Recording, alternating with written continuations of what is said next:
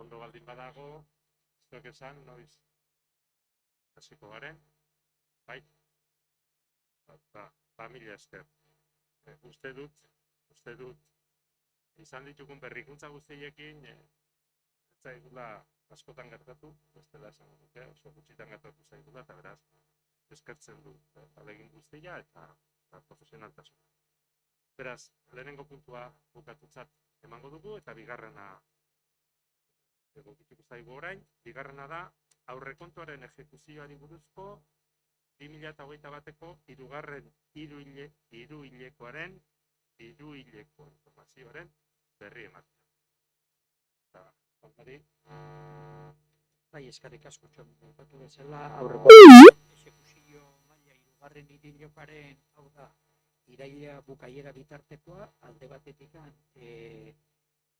espedientian argia saltzen den bezala, diru sarrerak, bai zerga zuzena, zeharkako zerga, tasa, transferentzia arrunta, eta pasibo finanzieroak bitartere bai, hasierako aurrekontukoa 24.600.000 zena, kasu hontan, gaur egun eskubide onartuak sarreratan, 18 gaur egunez. Iraila bukaiera arte, lehenengo hilabeteak, 18.200.000 da, gaur egun ez da tokatzen, baina ja 21.700.000 izango litzateke abendu hasierakoa, eta gastutan aldiz, bai gastu guztietan pertsonal gastotik hasita, transferentzia arruntak, ondasun arruntak eta inbertsio realak ere bai, kasu honetan, gauzatutako aurrekontua iraila bukaieran, bai, 12 milioi pasatakoa, eta gaur egun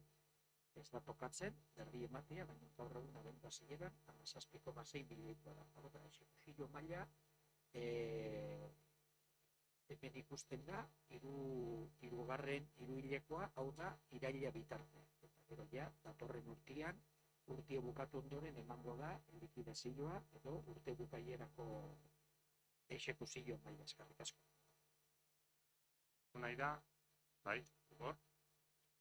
Bai, arratsaldeon, eskerrik asko hitz emateagatik. Lehenengo gauza ez dakit ongi entzuten den? Bai? Guk gaur hemen bigarren puntu honetan hirugarren hiruhileko gastua aurrekontuaren exekuzioari buruzko irakurketan aipatu beharra duguna da duela 2 aste izan dugula Hondarribiko aurrekontu orokorrari dagokion datorren urterako proposamenaren eztabaida. Eta bertan ahotsan hitz udaltaldetik aipatzen genituenekin desadostasuna adierazi zenutela eta zer aurpegiak ere ikusi ahal izan genituela hemen esan beharra dut. Bada gobernu organoei kontrola egiteko dugun aurrekontu exekuzioari buruzko honek esandako gai guztietan errealitate krudelaren irudia erakusten du. Legezko izaera hartzen duten arren ez dira betetzen, ez da gauzatzen ere. Udal gobernu taldearen balorazioa egiteko balio balu, irailaren 30ko emaitza hauekin, zuen balorazio ez litzateke nahikora ere iritsiko.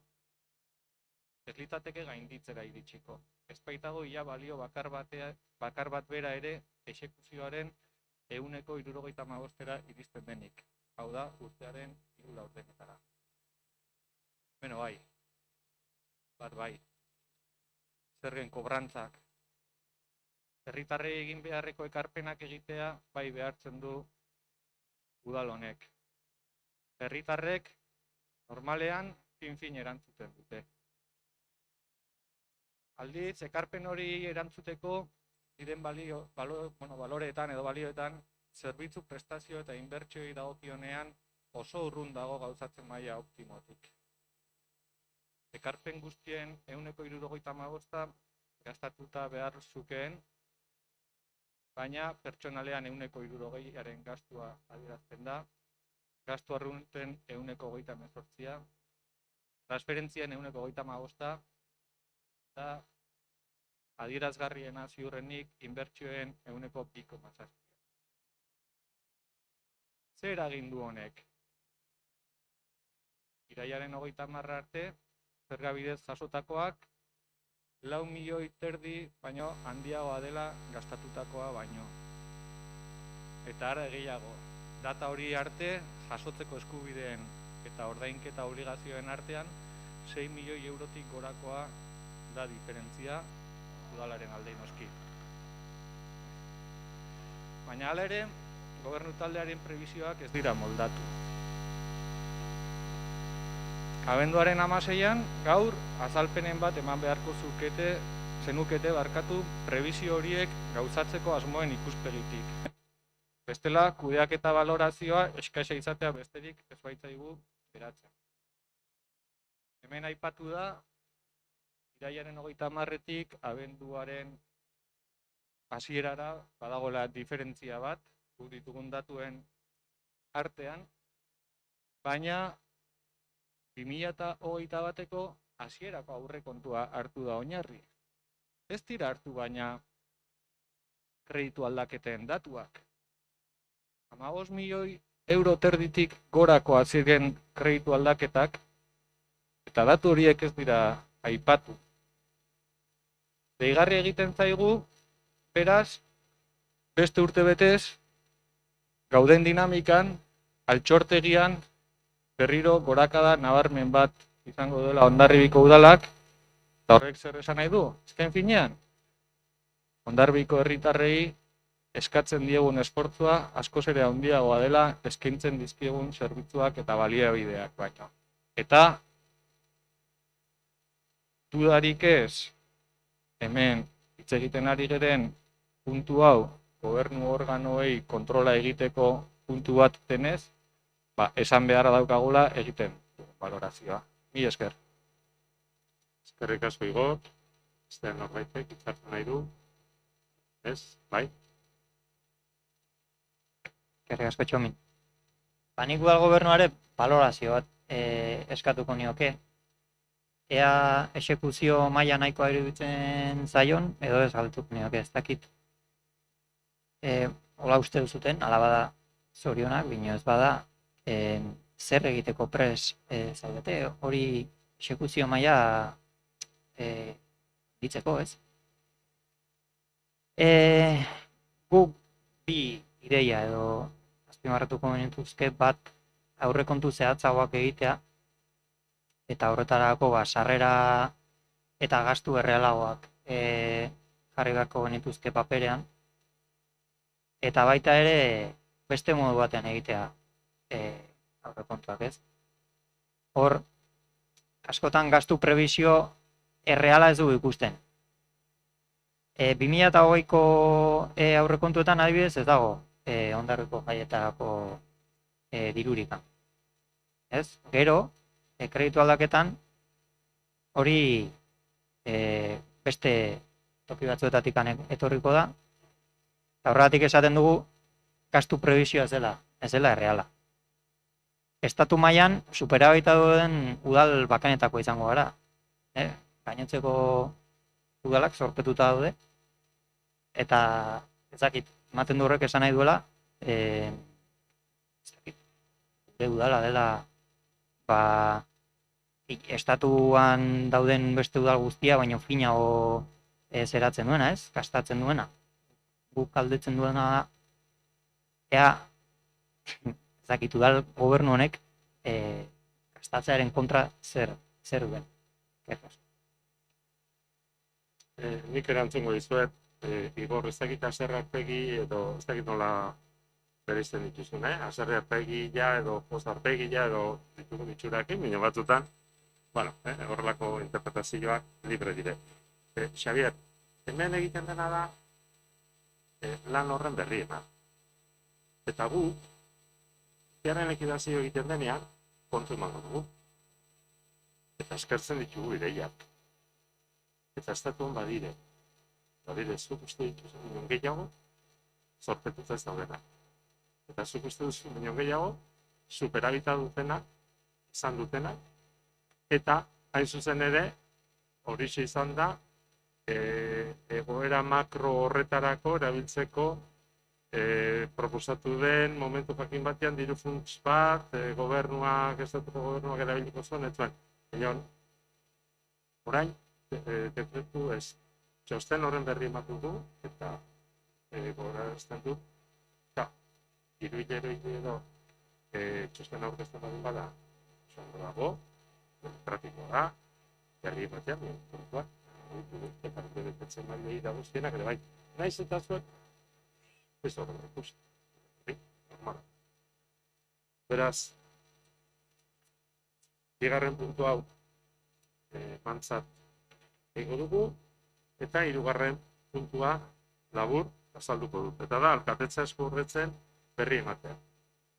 Zenbait dekretutan aldaketa batzuk egin behar izan ditugu, alkatetza dekretuetan, alkatetza eskuordetze edo delegazioetan, nahi genuen bezala agertuz direlako, eta hain zuzen ere, bost dekretu dire, 3-3-9 dekretu horretan, hain zuzen ere, Juan Luis Silanesen kasuan, indargabe, utzi da aurreko dekretua eta udalak garapen jasangarria sustatzeko egiten dituen ekintzen kudeaketa eta jarraipena finkatuta dago, eta nekazaritza arloko jardurak egitea. Ez da jasotzen, gure ustez gaizki jasota zegoen. 3-4-0 dekretuan Gonzalo Carrionen delegazioetan nekazaritza arloan dagozkionak gehitzea eta agertzen dena, ez zuzen ere horrela finkatu genulako. 3-1-2-9 dekretuan aurrekoa indarrik gabe uzten da Juan Maria Tunari aurreko alkatetza dekretu horren bidez gastu arruntari zegokion ordainketa guztia egiteko esku ordetzeak funtzionamendua hobetzea ez dakarrelak ikusten dugulako eta nolabait esateko horrelako esku ordetzeak egiten direnean da kooperatiboago eta efizienteago izateko eta ez dugu horrela ikusten, eta gainera teknikarien aldetik ere horrela jaso dugu. 3-1-3-0 dekretuan Maria Serrano Laskoagari egindako dekretuan erantzi diogu merkataritzaren eta turismoaren eremuak hartzia, eta beraz, horri dagozkionak betetzea. Eta azkenik, 3-1-3-1 dekretuan, Gotzane Larrate kanpandegiri, hain zuzen ere, mugikortasun murriztua duten pertsonen ongizateari begirako, baliabide materialek eta zerbitzuak garabia eta parkatzeko txartelak eskura jartzeko eskumena edo egitekoa finkatzen da, eta genero berdintasunari dagokion programa barne hartzen du aurretik jasota etzegolako. Eta oker ez baldin banago, gizarte zerbitzuen sailean ziren eraikin, etxebizitza eta instalazio obra eta horien zerrendan, kasino zarra jartzen zuena kendu egiten. Orduan, horiek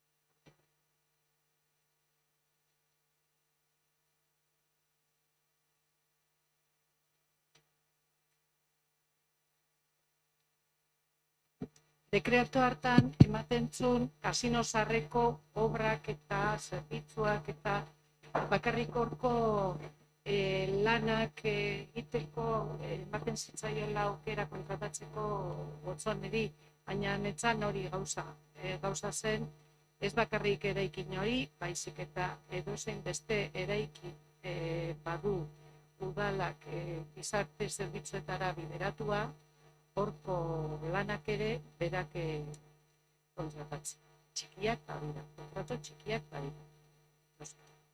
ez dakit hitzartu nahi den, hori buruz. Ez? Aurrera egingo dugu beraz. Eta udalerria batzordetik bi gai ditugu, laugarrena hain zuzen, babes ofizialeko etxe bizitzak, hoien eranskinak, merkataritza lokalak eta txandakako aparkalekua egiteko presa bat eta bi partzelak sustatzeko udalak eta bisesak sinatutako lankidetza hitzarmena aldatzeko proposamena. Izenburu zia du eta gaia ere mamitsua da. Beraz, azaltzeari ekingo diot, eta gero noski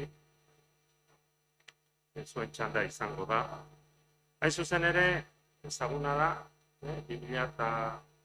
2018ko hitzarmen baten aldaketa dakartula. Eta esan behar dut, batzutan ez dago modan, ilusioz eta gogoz. Aurkezten dugu hau. Aldaketa hau, ilusioz eta gogoz aurkezten dugu, eta gainera ilusioz,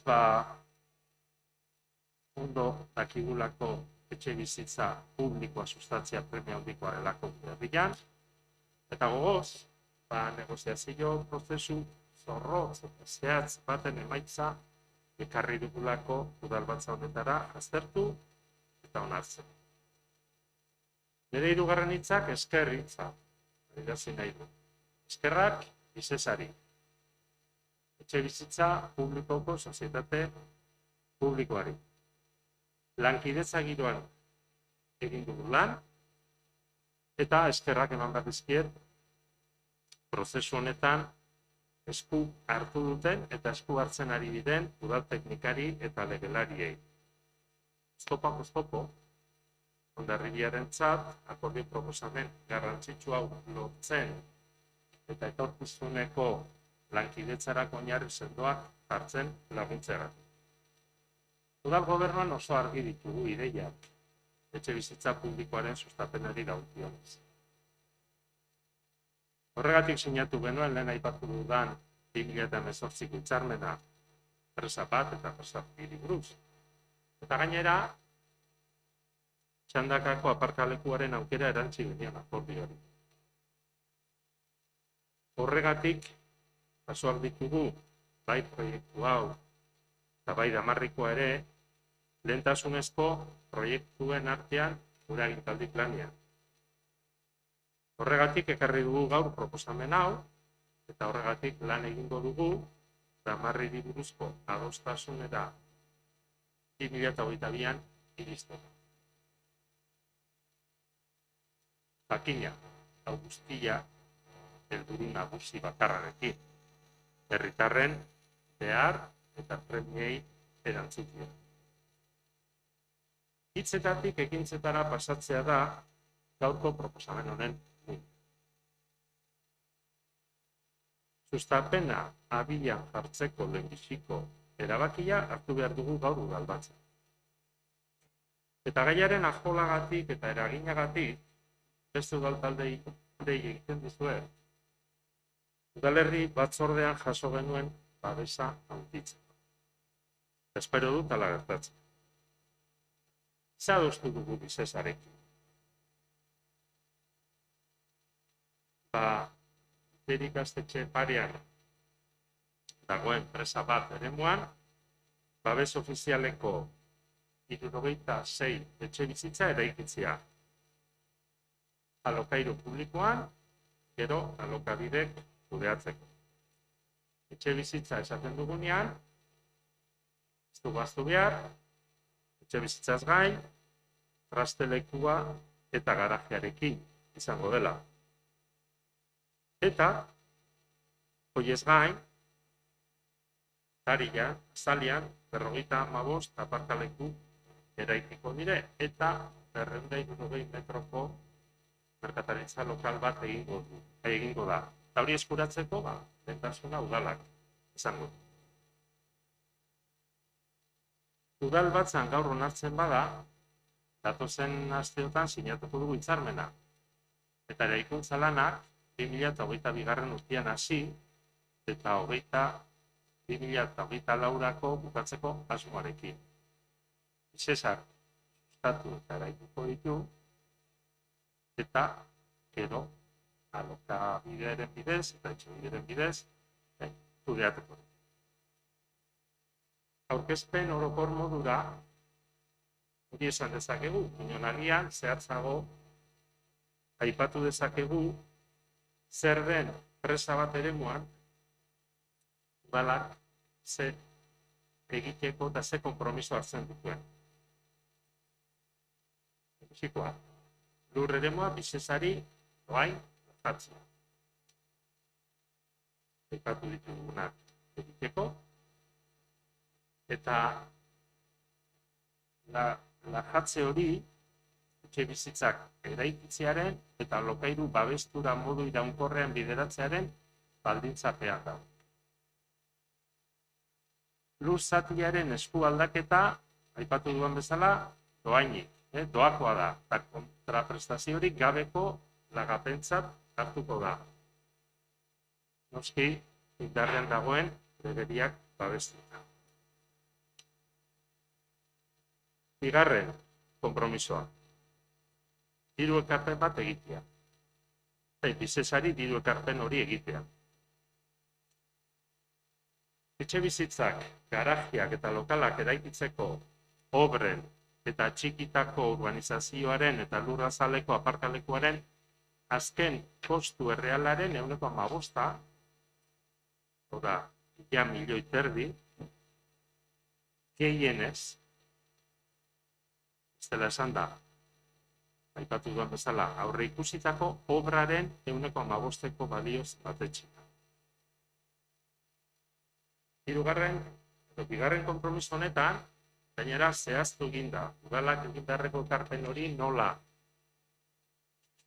egingo den zeeteetan. Ez naiz orain, xehetasun guztietan sartuko, bai izango du, udalaren ekarpenaren 10%, obren zuinketa, planteo, akta sinatzen denean egingo da. 140.000, ja 600.000 euro, obra egiaztagiria egin ondoren, eta zuzendaritza fakultatiboak txostena sinatu ondoren eraikinaren egitura bukatzen. Eta beste gaineko 150.000 arte, hau da, 740.000 eurotik gora, obren azken likidazioa zein den jakin ondoren, eta lehen erabilera baimena lortu, eta hitzarmenaren jarraipenaren arduradunak dagokion egiaztagiria egin duen, gehienez ere 3 hilabeteko epean, Visesa kontratistari obrak jaso izanaren akta sinatzen dionetik zenbatzen hasita.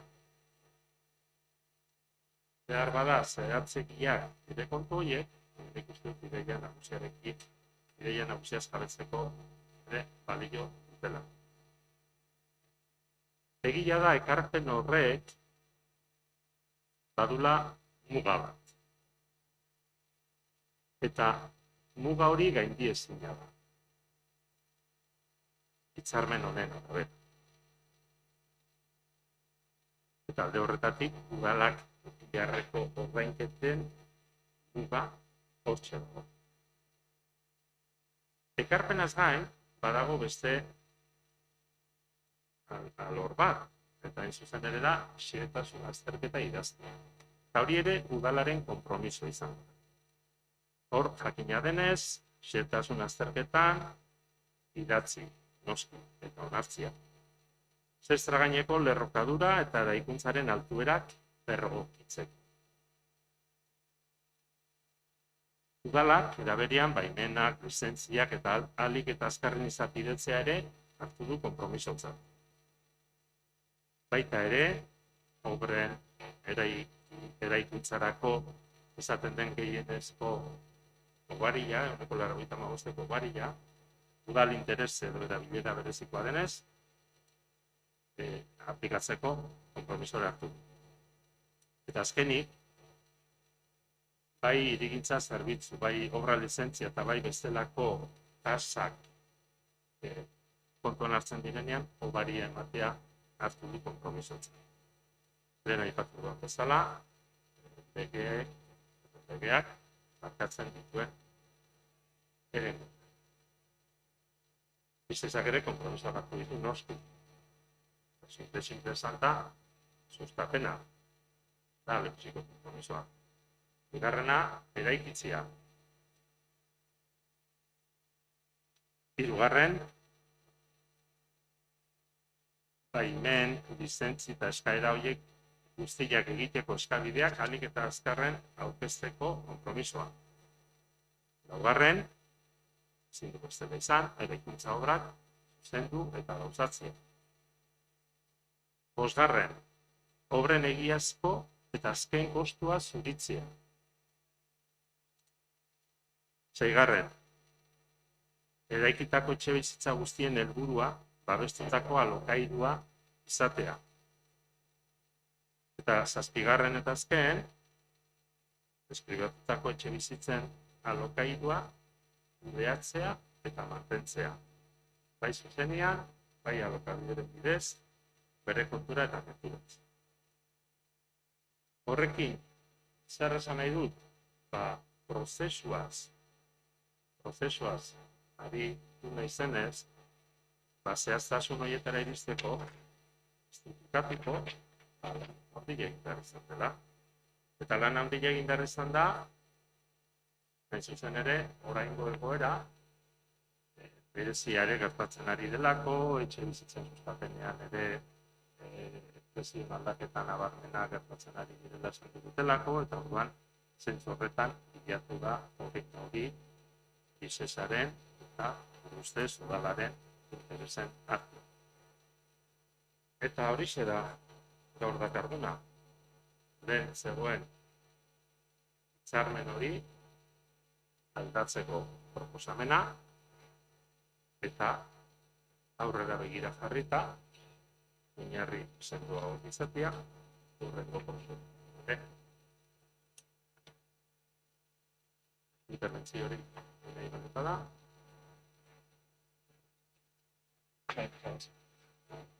Bueno, gaur hemen txorimalo dotore jasten saiatu da PNV, baina hitzarmenak txorimalo izaten jarraitzen du.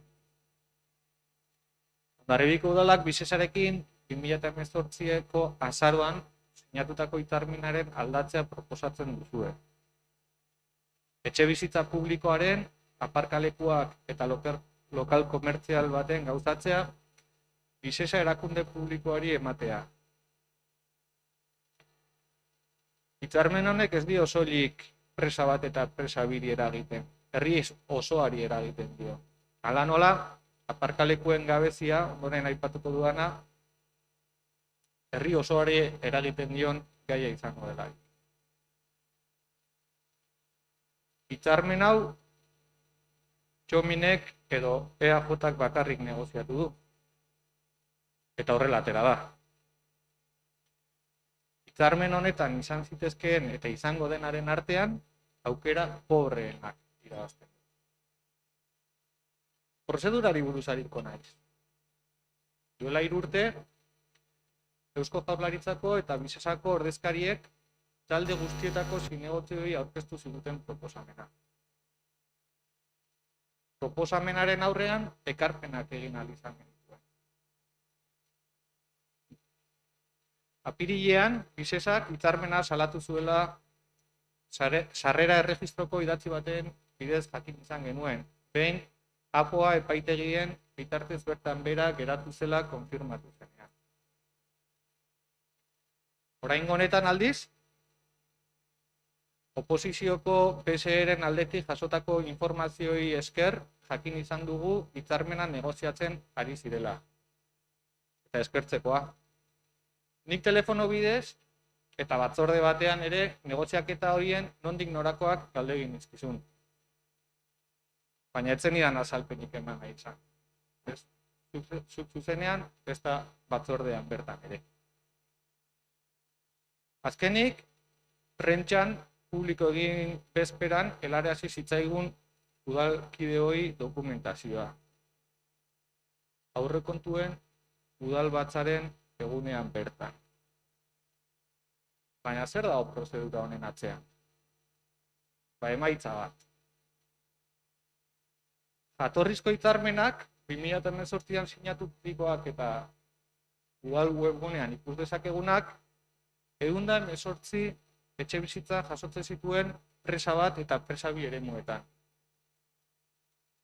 Aparkaleku modura erabiltzeko 3.530 metro karratuko lurrazpiko 3 solairuren egikaritzea. Bat etxeentzat eta 2 solairu udalari eskaintzekoak. Eta 350 metro kuadro arteko lokal bat ere izango dukeelarik. Orain aldiz, hitzarmenaren aldaketarekin, alokairuzko 76 babestutako etxe bizitza publiko egingo omen dira presa bat eremuan Txominek azaldu zuenez eta gaur azaldu duenez. Etxe bizitza bakoitzari lotutako garaje bat, lurrazpiko solairu bakarrean, eta 55 aparkaleku lurrazalean. Horiei gehituko litzaioken 260 metro kuadroko lokal komertziala. Hau da konparaketa. 2018 urtean baino, 155 etxe bizitza gutxiago, 155 aparkaleku plaza gutxiago, eta lokal komertzialak ere 120 inguruko galera. Datu gogor hauen aurrean, gure frustrazioa besterik ezin dugu adierazi. Etxe bizitza publikoaren murrizketa eta inguruko bizilagunei aparkatzeko arazoa arinduko liokeen parkinaren desagertzea, ez da digeritzeko erreixa izan. Gainera, alkate jaunak gardentasunari ateak itxi dizkio. Eta arrazoi batengatik itxi dizkio gainera ateak. Aipatuko ditudan emaitzen iturria ez du partekatu nahi izan. Eta ez du partekatu nahi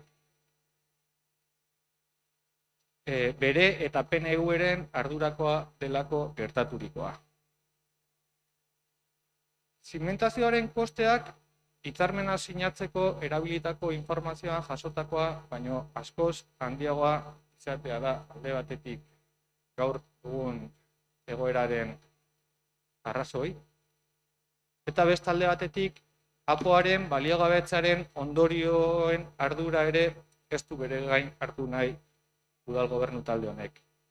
Izan ere, jatorrizko hitzarmena apoa indarrean zegoenean sinatu baitzen, eta bertan presa bi eraikigarria zen, eta presa bateko lursail eraikigarria orain baino handiagoa. Emaitza honekin etorri zaigu PNV, eta bere ordezkari gisa Txominek irakurketa triunfalista bat egin digu hemen. Nola nahi duzu baloratzea zure kudeaketaren ikuspegia, Txomin? Emaitzen maila berean?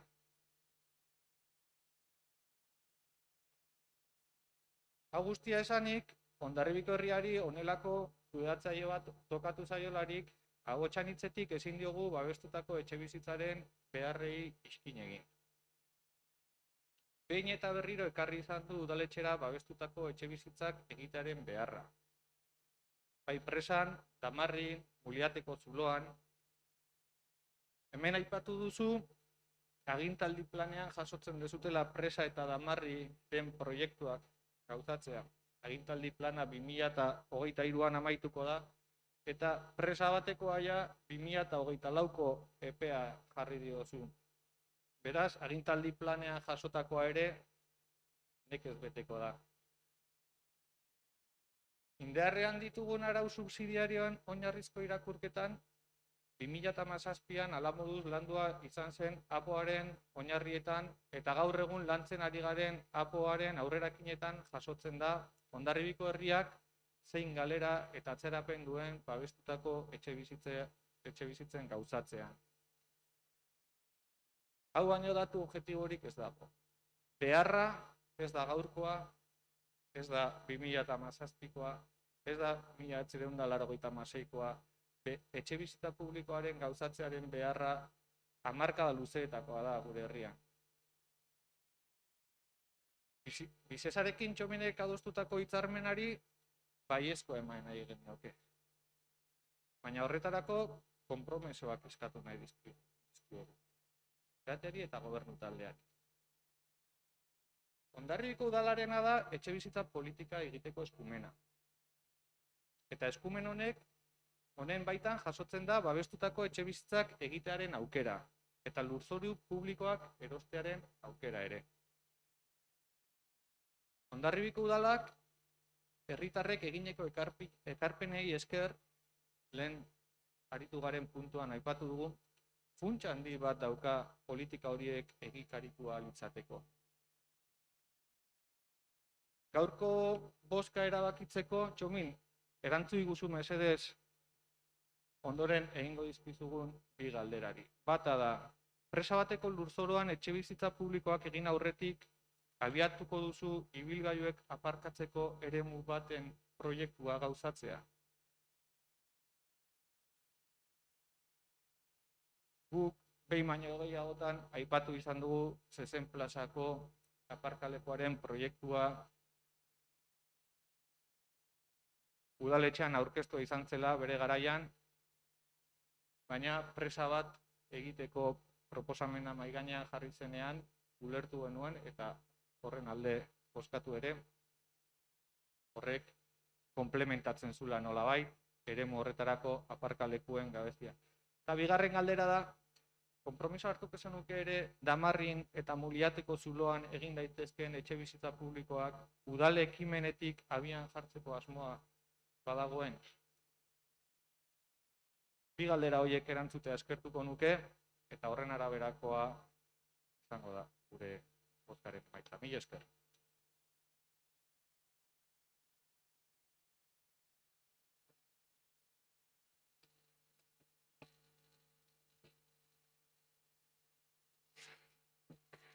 Bueno, nosotros nos congratulamos y estamos muy agradecidos al Departamento de Vivienda del Gobierno Vasco por esta apuesta de estas 66 viviendas de VPO en alquiler en Damarri.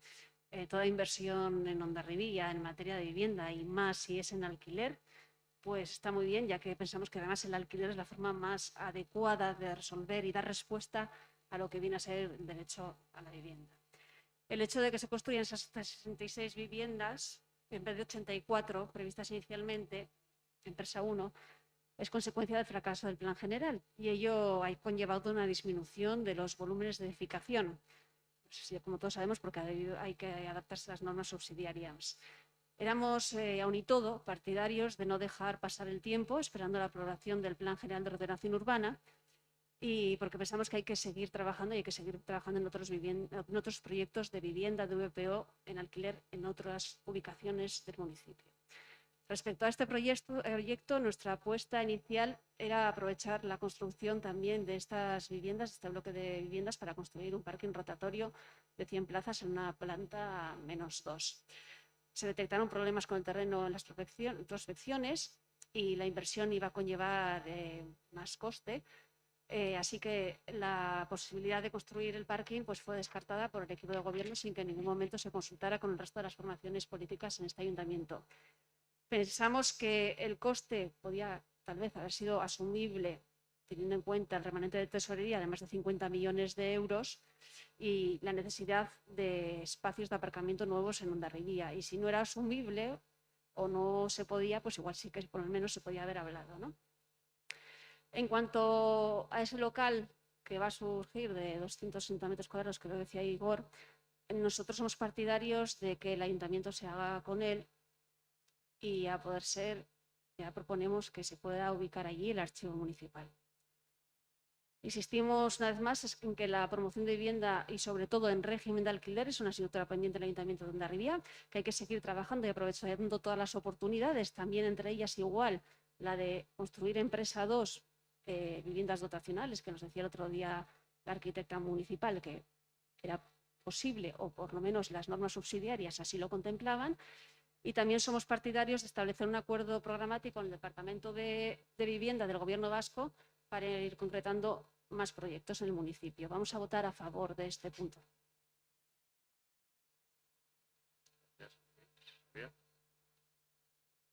Eskerrik asko zegoen, esandakoak esan da gero. Zakit, guke aurreratu abstentziora joko dugula, eta ideia txiki bat ere, esan nahi dugu. askotan bizesarekin gora, bera, orain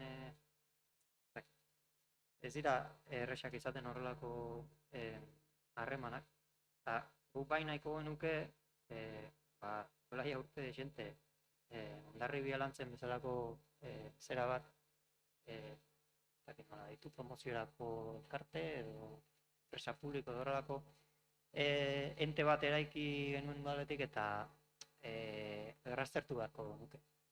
Zer egin eta azakit, horrelako enpresei eslepenak eman baino akaso hobe izan daitekelako udaletik bertatik horrelako gauzak kudeatzen. Eskerrik asko. Uste gabeak hartu dut. Ez gaur. Joan den batzorde bilera, jaso nuen, uste gabia. Abotsan hitzek aldeko boto eman zuen. Uste gabia jarrapatu gau. Ez dakit txori maloa, ez dakit txori maloaren erabiltzaile, sustatzaile, nahi zen, horrengo pausua badakit zein izango den. Horren kudeatzaile txarrarekin nola usartzen zate baiezko ematera. Uste dut, espaldi, pintatutako estrategia dela, eta bueno, zondo. Nik ez dut esango zut oposizio txarra zaren. Ez dut esango. Horainik ez dut esango. Ez dakit gero, xago esango dut lan. Personalizatze hori bada estilo bat. Zitzaizun gustatu joan den urtean entzuntzen nuenean, ezker abertzalearen jokabide zarra esan nuenean. Zitzaizun gustatu. Ez nahiz horretan sartuko. Ni gaur esan dut ilusioz eta gogoz etorri garela. Eta ilusioz zergatik. Handel urte bete, aurrekontuen debatean, edo apirilean, hitzein genunean, denei aba betetzen zitzaigulako etxebizitza publikoaren alde egin behar genula. Eta horregatik esan dut hitzak eta ekintza. Claro, horren kudeatzaile txarrekin zaila da emaitza positiboetara iristea. Hori bakarri behar dugu. Zuen baietzaren truke bi galderari erantzutia hurrengo galdera zein izango da. Zuek ere bizesarekiko negoziazioan ibili nahi duziala? Uste dut, rol batzuek asumituak duziala. Ez du ematen batzuta, asumituak duziala, rol ezaten. Eta ez dut xehetasunik eman, prozesuari buruz. Batuz azte, zaitasunak izan duela. Badago, ez daukera bat. Zu izendatzea horren ardura du. Eta zuri enkizun hori ematea. Eta gero, horrela jartzea, eta esatea. Ez dut bat? Ez dut bat. Orduan, zuek erabaki egindako proposamenari ze bozkan. Zuen erabaki da. Orduan, ondorioa izango direna. Argi dagona da, bide lagunak egiteko modu, txukundena ez dela, formaz, erabiltzen duzena, badakit oso modan dago. Ez dakit da.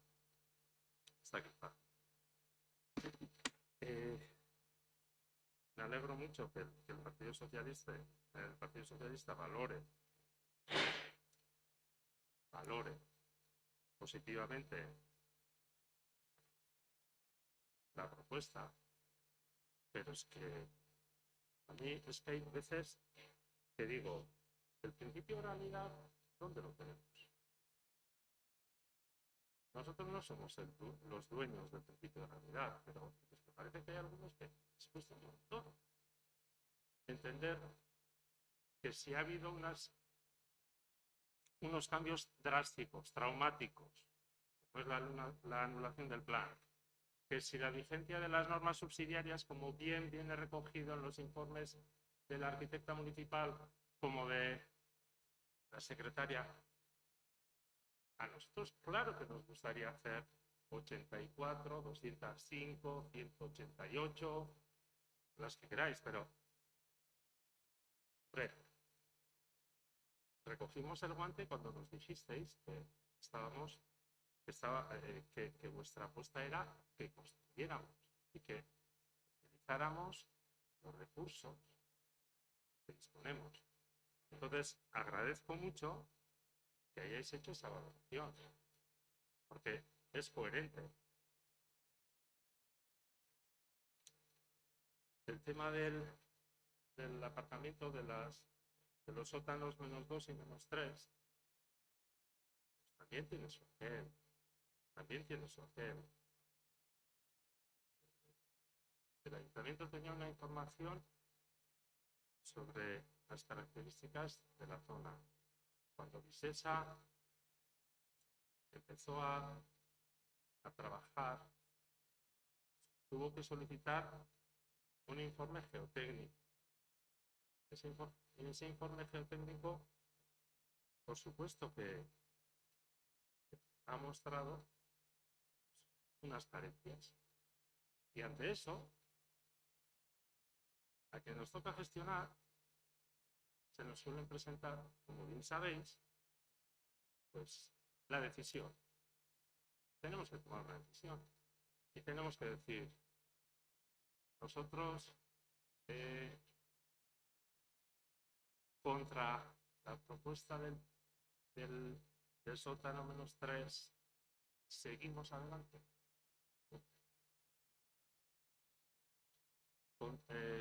Contra la propuesta del sótano -2, aparte del coste económico, nos da tranquilidad.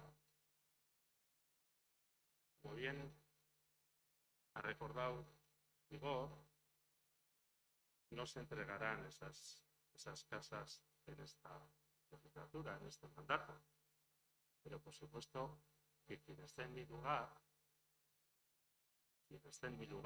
no sé si la próxima, la siguiente, lo que pienso yo que exigirá y agradecerá será que se haya actuado, a ser posible, con rigor y con prudencia. Y en un caso así, pues yo creo que era necesario. Agradecemos la idea o la propuesta de archivo municipal en el local. Como bien sabéis, viene recogido en esta modificación, viene recogida la opción preferente de compra. Que normalmente, yo creo que estaremos nosotros de acuerdo en que será conveniente ejecutar.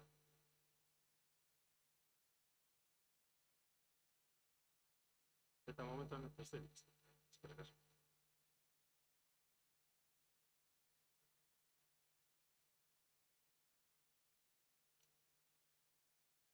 Bai.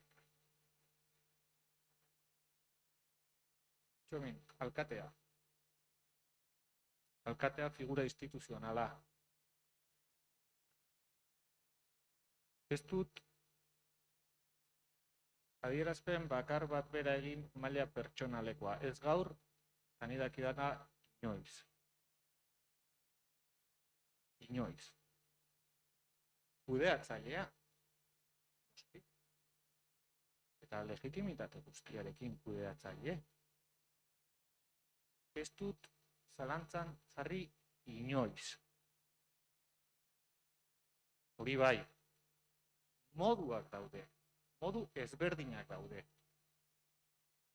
Eta moduak daude non kudeatzaileak dena erabakitzen duen eta emaitza mahai gainean jartzen duen, edo hemen aipatu diren zailtasun horiek zuk ezagutuko dituzu. Hemen gauden, beste zinogotzien zati handi batek zailtasun bat bera ere dugu ezagutzen.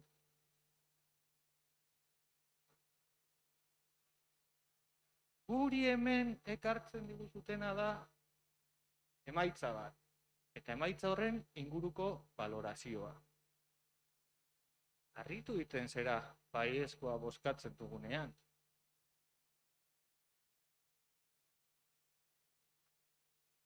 Dut nire adierazpenean argi eta garbi esan dudala ahotsan hitz udal taldetik baiezkoa bozkatu nahi dugula. Baina galderak luzatzeko eremua hemen da. Eta behin baino gehiagotan luzatzen ditugu galderak hemen udalbatzan, eta sekula erantzuna jaso ez.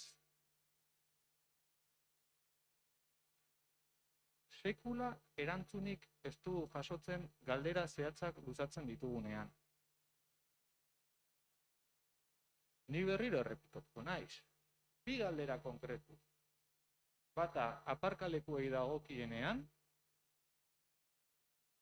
ia aurrikusten den presa bateko eremuan obrak hasi aurretik gaur egun hor uzten dituzten kotxeak beste eremu batean utzi ahal izateko aparkalekuaren arazoari Hondarribian irtenbide emango zaion proiekturik udaletxetik abiatuko dugun. Eta bestea da,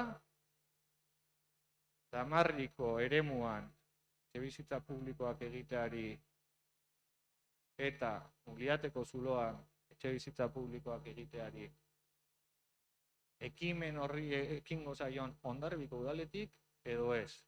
Ez dago beste inolako baldintzarik, txomin. Bi galderari erantzutea, izan daiteke baiezkoa edo izan daiteke ezezkoa. Horren araberako bozka bat egingo dugu. Ez dago beste inolako baldintzarik, bi galderari erantzutea eskatzen dugu. Guk uste dugu, merezi dugula erantzun bat jasotzea, udalbatzan merezi dugula erantzun bat jasotzea, gure nahi litzateke baiezkoa bozkatzea, galdera zehatzei ere erantzuten ez bazaigu, ez dakit, ze azalduko diogu guk herritarrei gure bozkaren inguruan edo gure militantei nahiagoa ezu. Baina udalbatzako kide bezala, herritar guztiei ordezkatzen diegun bezala, zer erantzungo diegu herritarrei galdetzen digutenean gure bozkaren zergaitiaren inguruan?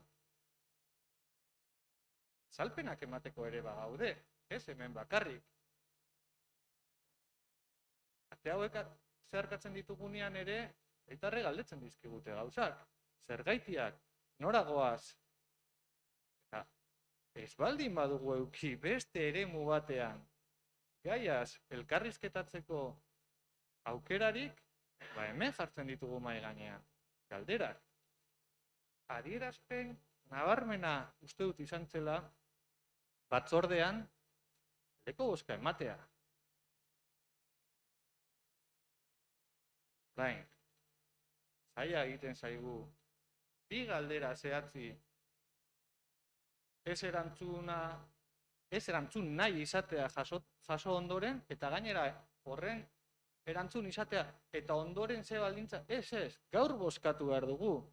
Eta bi galderen erantzuna da, eskatzen duguna inolako beste baldintzari gabe. Mesedez, eskatzen duguna da erantzun bat. Ulertuko duzunez, arazoaz da, hoi erantzutea. Damarrin nik esan dut, azalpen. 2022ko nahi dugula alokairuzko etxe bizitzen sustapena egin. Ez dugu erabaki.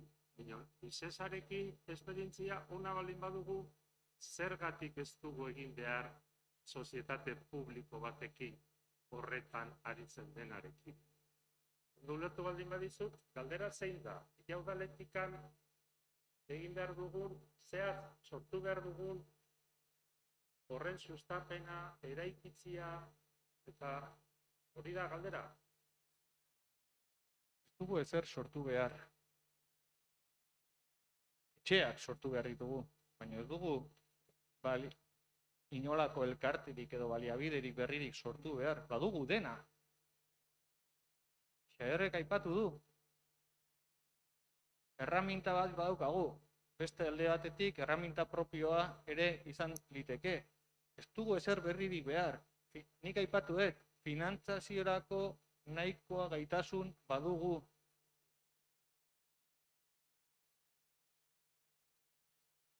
Galdera horrerik gaur ez dut baietza esan. Nahi baldin baduzu erantzuna da, bizezarekin horrelako sustapen bat egiten baldin badugu, eta bidea egokia baldin bada, bizezarekin egin daiteke. Ez dakit, argiago esan behar da. Muliateko partzela horretaz. Hor, garbi dago prozedura bat jarraitu behar. Emaitza desegoki bat izan zuela. Nion, galdetzen baldin badiazu 2022ko ikusten dudan hori gauzatzia, esango dizut, ordena, dira, gutxi, damarri. Ikusten dugu, naiz eta, igual, zuri, ala ez ditu, lako prozesuak denbora bat behar izaten dutela. Eta damarri izaten dudanean, damarrirekin batera dihoa, espalditik, horrela esan adutulako, aparkalekuaren aukera. Baina norbaitek esango dit. Denok jakitun izaten gara, gero, a posteriori. Ja, esan zenuten, presa baten, errotaziorako aparkalekua izango zela, eta baina ez da hilgo. Noski esango dizuet.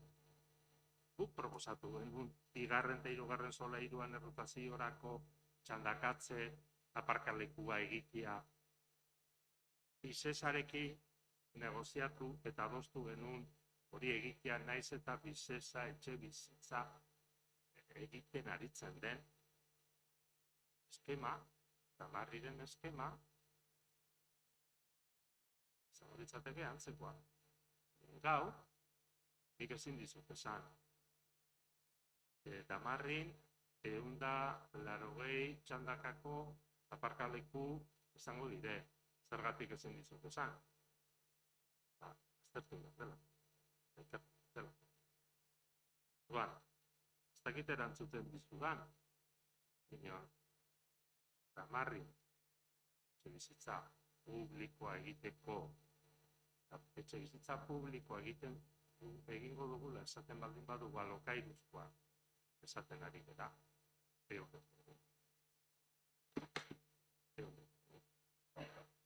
Hor ikusten dugu. Baita aparkalekuaren aukera ere. Gaur, Muliateko partzela horretan sustapen publikoa egingo dela ziurtatzeko moduan ez nagola esango dizu. Zergatik, ondo dakizunez, inguru batean kokatuta dagolako, morrontza batzu dituelako, eta hori aztertu egin behar delako. Erantzun zehatzoiek balio baldin badizuete.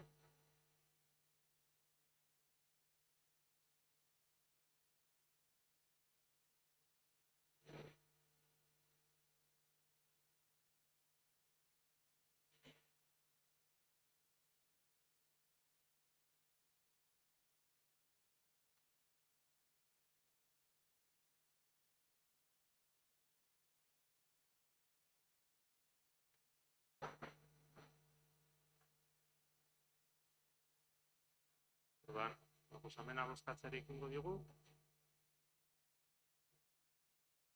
Beraz, ekarri den proposamenaren aldeko botoak,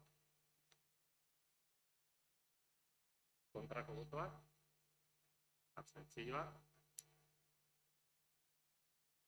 eskerrik asko, gehiengoz onartua, eta noski zenbait ohar nik neuk hartu ditut.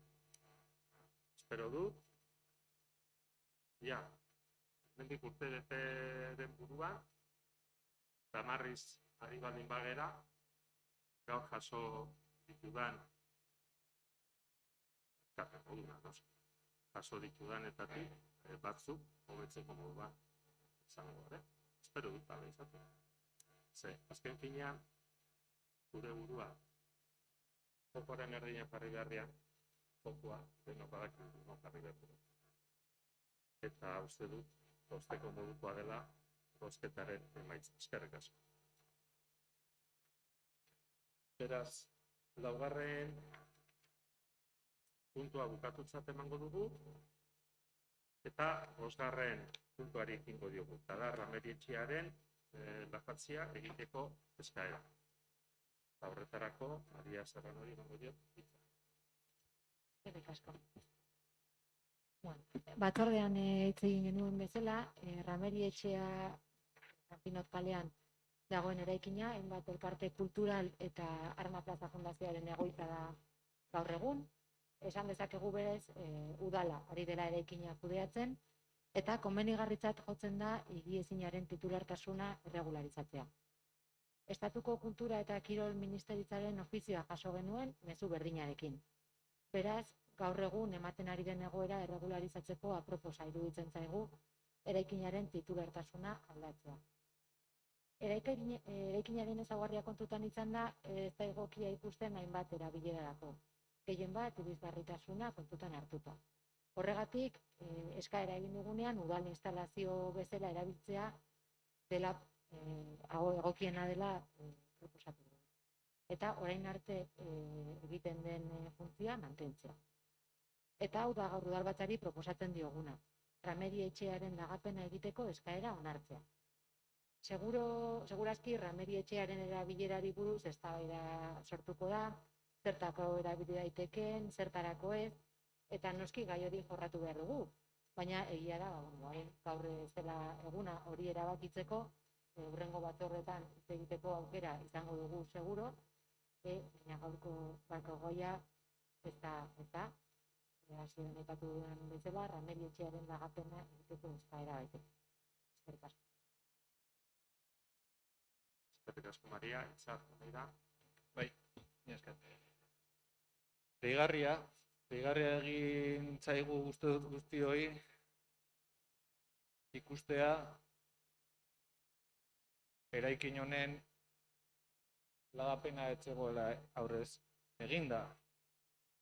Gure erabilerakoa izanik, eta urte luzetan izango nuke, erabiltzen ari geren eraikin bat izanik, ez guk eta ez Kultura eta Kirol Ministerioa bera ere jakinaren gainez egotea. Horren harira, motoren hariko gera, udal inventarioaren inguruan, aspaldiko gaia ere badugu, gure taldetik behintzat horren inguruan eskean gabiltzana. Baina ni ere ez naiz sartuko gaur zehaztera zein erabilera egin behar dugun. Eskatzen duana da debate bat izatea, hartu dezagun ministeriotik eskaintzen zaigun eraikin horren lagapena, nik esango nuke lagapena dela zerarena, jabetzaren ikuspegi ematen dion lagapen bat da, titulartasunaren lagapena, hau da, jabetza hartu dezagun jabetza hori, eta kudeatu dezagun eraikina. Kudeatu dezagun, baina kudeatu dezagun eztabaida baten ondoren. Dezagun aukera galdu jabetza horren ematea hartzeko, baina dudari gabe uste dut gaur egun, baina askoz ere erabilera anitzagoa eman altzaiola, izan ere eraikinaren zati txiki bat besterik ez da erabiltzen, eta uste dut aukera handiak dituen eraikin bat izanik, horren inguruan adostasunez lortzeko aukera izango genukela eraikin horri erabilpen zabalagoa eta egokiago bat emateko. Mila esker.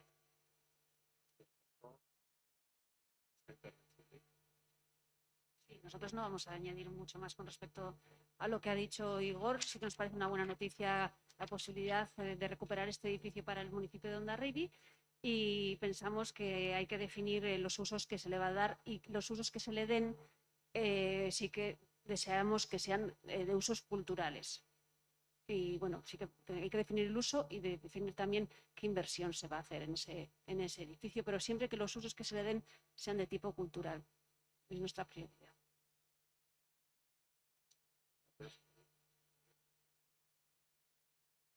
Bai, bueno, guk ere alde bozkatuko dugu, nola ez? Estatuak lapurtutako eraikin bat berreskuratzeari, alde ez. Hala ere, hori, gustatuko litzaigu baita ere, erabileraren inguruan, ohiko prozedura jarraitzea, esleipena egiteko proiektu bat aurkeztea, eta hori, azkenean lagapen itun bat egitea, dagokion moduan ezakit bere garaian ere Gazte asanbladatik horrela egin genuen, txun jarraituz bere zera guztiak, bide administratibo, burokratiko guztiak, eta hemen ere espero dugu eskutxea hotzak. Eskerrik asko. Proiektu mani pasaizue, bozkatzeari ikungo diogu. Beraz, proposamenaren alde. Hau batez, onartu.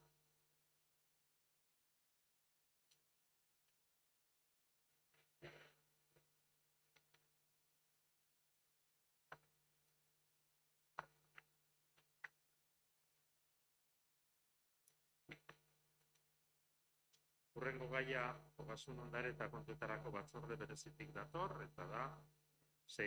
gaurko gure zerrendan, diru-sarreren arazketa onartzeko proposamena. Proposamenaren zinegotziari, eskatuko diot, azalpena egitea, eta gero debate izango dugu, eta bozketa. Eskerrik asko. Espedientea hiru zaitza proposamen txostena argi dago, prozedura jarraituz, zenbat daudela kobratzeko agertzen diren eskubide batzu preskribatuak, eta horrek ekarri du haiek araztu behar izatea. Horrela udal aurrekontua kontabilitateak eta diru-bilketak udalaren errealitate ekonomiko-finantzieroaren eta aurrekontu errealitatearen irudi zirela emateko. Espediente dexente daude, hor dituzue dena, eta azkeneko urtetan, bi urtetako aniztasuna, baina handia bat duten udal kontabilitatean dauden kobratzeko eskubideak, eta izate diren gaia den espedientearen ondorioetarako bakarrik izan behar ditugunak 2006-tik urtekoak eta aurreko urtetakoak. Eta preskripzioa gertatzen da borondatezko kobraketa aldia bukatu eta 4 urte pasa eta gero. Agertzen dire alde batetik preskribatuta daude eskubidea, bai zergatan eta bai isunetan, bai ordainagiri bakoitza txostenea batera doa, lehenengo eskinean eta bigarrenan ere bai, eta zentzurtan aipatzen den bezala, batzordean diktaminatu den bezala, proposatzen dena da, akordioa proposatzen da, deklaratzea preskribatu dutela lehenengo eta bigarren eskinean zerrendatutako kobratzeko dauden eskubideak, kopurua 592.599 euro 56 zentimo, eta bajematea aipatutako eskubidei bai kontabilitatean eta bai udal diru-bilketan.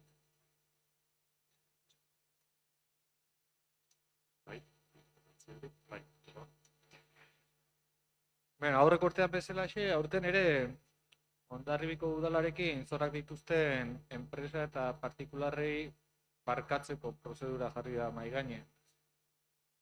Aurreko urtean exagerazio bat iruditzen zitzaigun 1997-tik 2016 urterainoko barkatzea ia 500.000 eurokoa izan zelarik. Aurten aldiz, 2009 eta 2018 urte artekoak izanik, aurreko urteko langa gainditu dugu. Ia 600.000 euroko zorrak barkatu ditugu. Edo barkatuko ditugu, pentsatzen dut, ez ditugu oraindik bozkatuta. Kopuru hori gure komun publikoak finantzatzeko hainako diru pila da. Baina datuak sakonki aztertuz, deigarria egiten dena da datu bat behintzat bain gainean jartzekoa. Zergak ez ordaintzeko profesionalak ditugu Hondarribian. Ez gara gu izango baliabiderek ez duenari zerga isunak ordaintzea eskatuko diogunak. Izan ere, azken hauek izaten dira gainera lehenen harrapatzen direnak. Bai kontuen enbargatzetik, bai dirulaguntzen iturria murriztetik, baita lansarietatik ere. Baina aldiz badaude zenbait enpresa eta ez dakit partikular edo autonomo urteroko zerga ordaintzari uko egiten diotenak. Hain da deigarria Madrilgo enpresa batek Ibiagatik urtero 13.000 euro inguru ez ordaintzea. Gaur hemen ekarri den proposamenean 2013, 2014, 2015 eta 2016ko eraikuntza ondasunaren gaineko zerga barkatzeko proposamena egiten da. Ia 52.000 euro. Erraz luzan iteke kasuak aipatzen, baina beste kasu bat soilik aipatuko dut jendea ez nekatzeko. 2015-tik 2017 arte 8 ibilgailu eta ibiaren zergak ordaintzen ez dituenaren kasua. Denetara 5.000 eurotik gorako ordainketak egiten ez dituenaren kasua. Jarri nahi nuke mahai gainean. Datorren urtean ere berdinei barkatuko dizkiegu zorrak. Hemen onartzera ekartzen den dirusarreren arazketerako proposamena bere honetan onargaitza da herriko jendearentzat. Bereziki, dirusarrera gutxien dituzten eta beraien ekarpenak zintzo egiten dituzten horien ikuspegitik.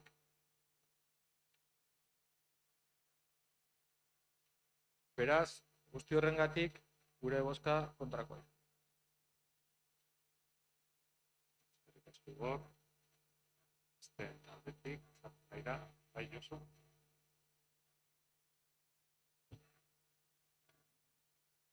Nik azkenengo izan genunean bilera osnonekoa batetu duen, ekarri dezaken plenora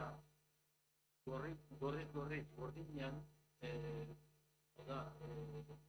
teknikariaren informea eta faltazidan bai sekretarioa baita ere taula informea. Nik galdera hau datorren bezala plenora nahiko da.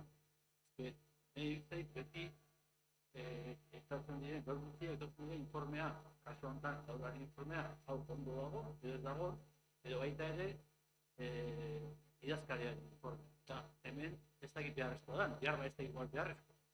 Jakin nahi nuke nik hau. Porque azken finean da, teknikari baten informea, kasu honetan, idazkaria ikundu da, eta hori lehenbiziko galdera. Bigarrena da, hau gauzak ikusita,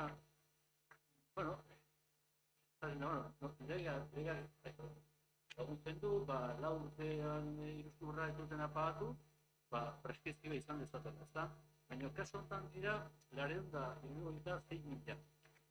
Eta 23.916. Datu importantea.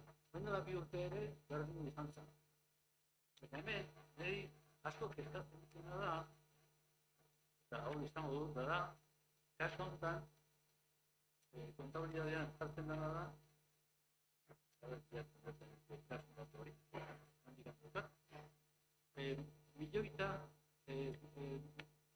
vamos a ver, la cantidad de alguna forma que se está investigando, en este caso son 1.900.000, de los cuales 466.000 son los que han prescrito. Y lo que me preocupa es que la diferencia son 1.500.000. Si el año que viene, en todos los años, no nos vamos a encontrar con esta situación. Entonces, lo que me preocupa fundamentalmente es si en este momento tenemos medios suficientes para abordar la cuestión.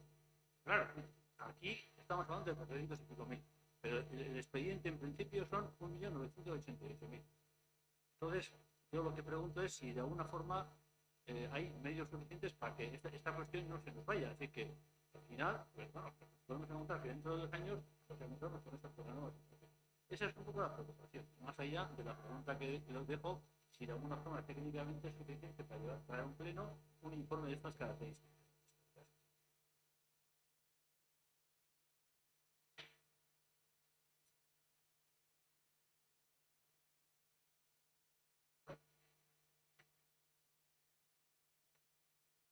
Barkatu. Barkatu, Dio zuri begira nintzen, hitzak.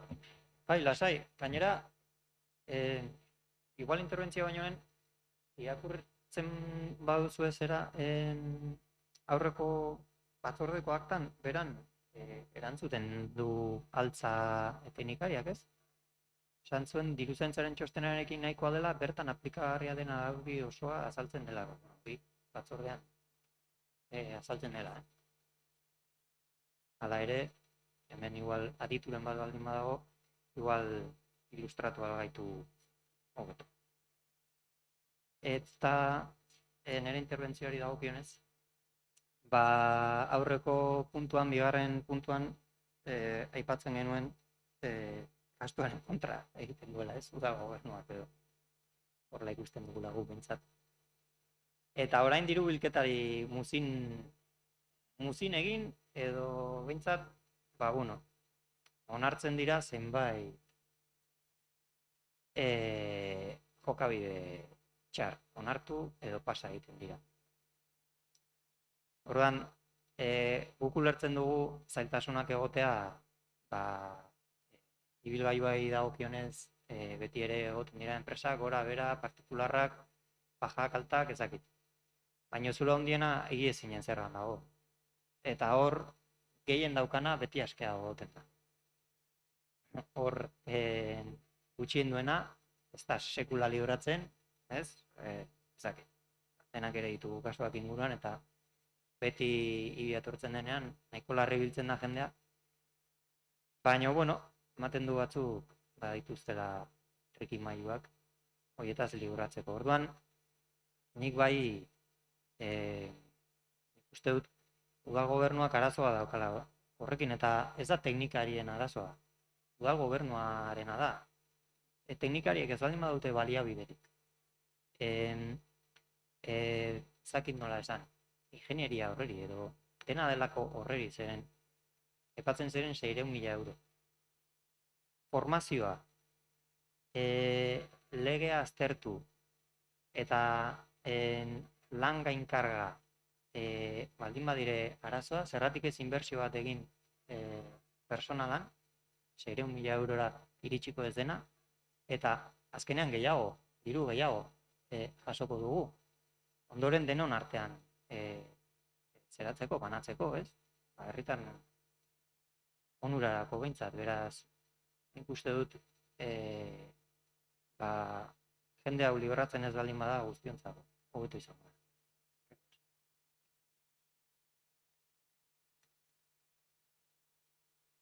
Bai, Josu, iaz bezala eta aurreko asteko batzordean bezala diruzainak argi utzi du eta udal diruzainak 2018 errege dekretuan martxoaren 16koan gaikuntza nazionala duten toki administrazioko funtzionarioen erregimen juridiko arautzutenean 2. artikulua emandako eskumenak betez. Normalien, espediente ia guztietan kontu hartzaileek ikun dituzten. Arrazketa kasu hauetan, diruzainari tokatzen zaio legez eta hori horrela. Eritzen zain, erantzuna dagoela galdera hori. Bestalde batetikan, iritzen zain, hiruakeri batien erantzun da alde batetikan, ez barkatu eta ez muzin egin. Realitatea da, ezinezkoa dela kobratzea. Esaten diguzue, behin eta berriro,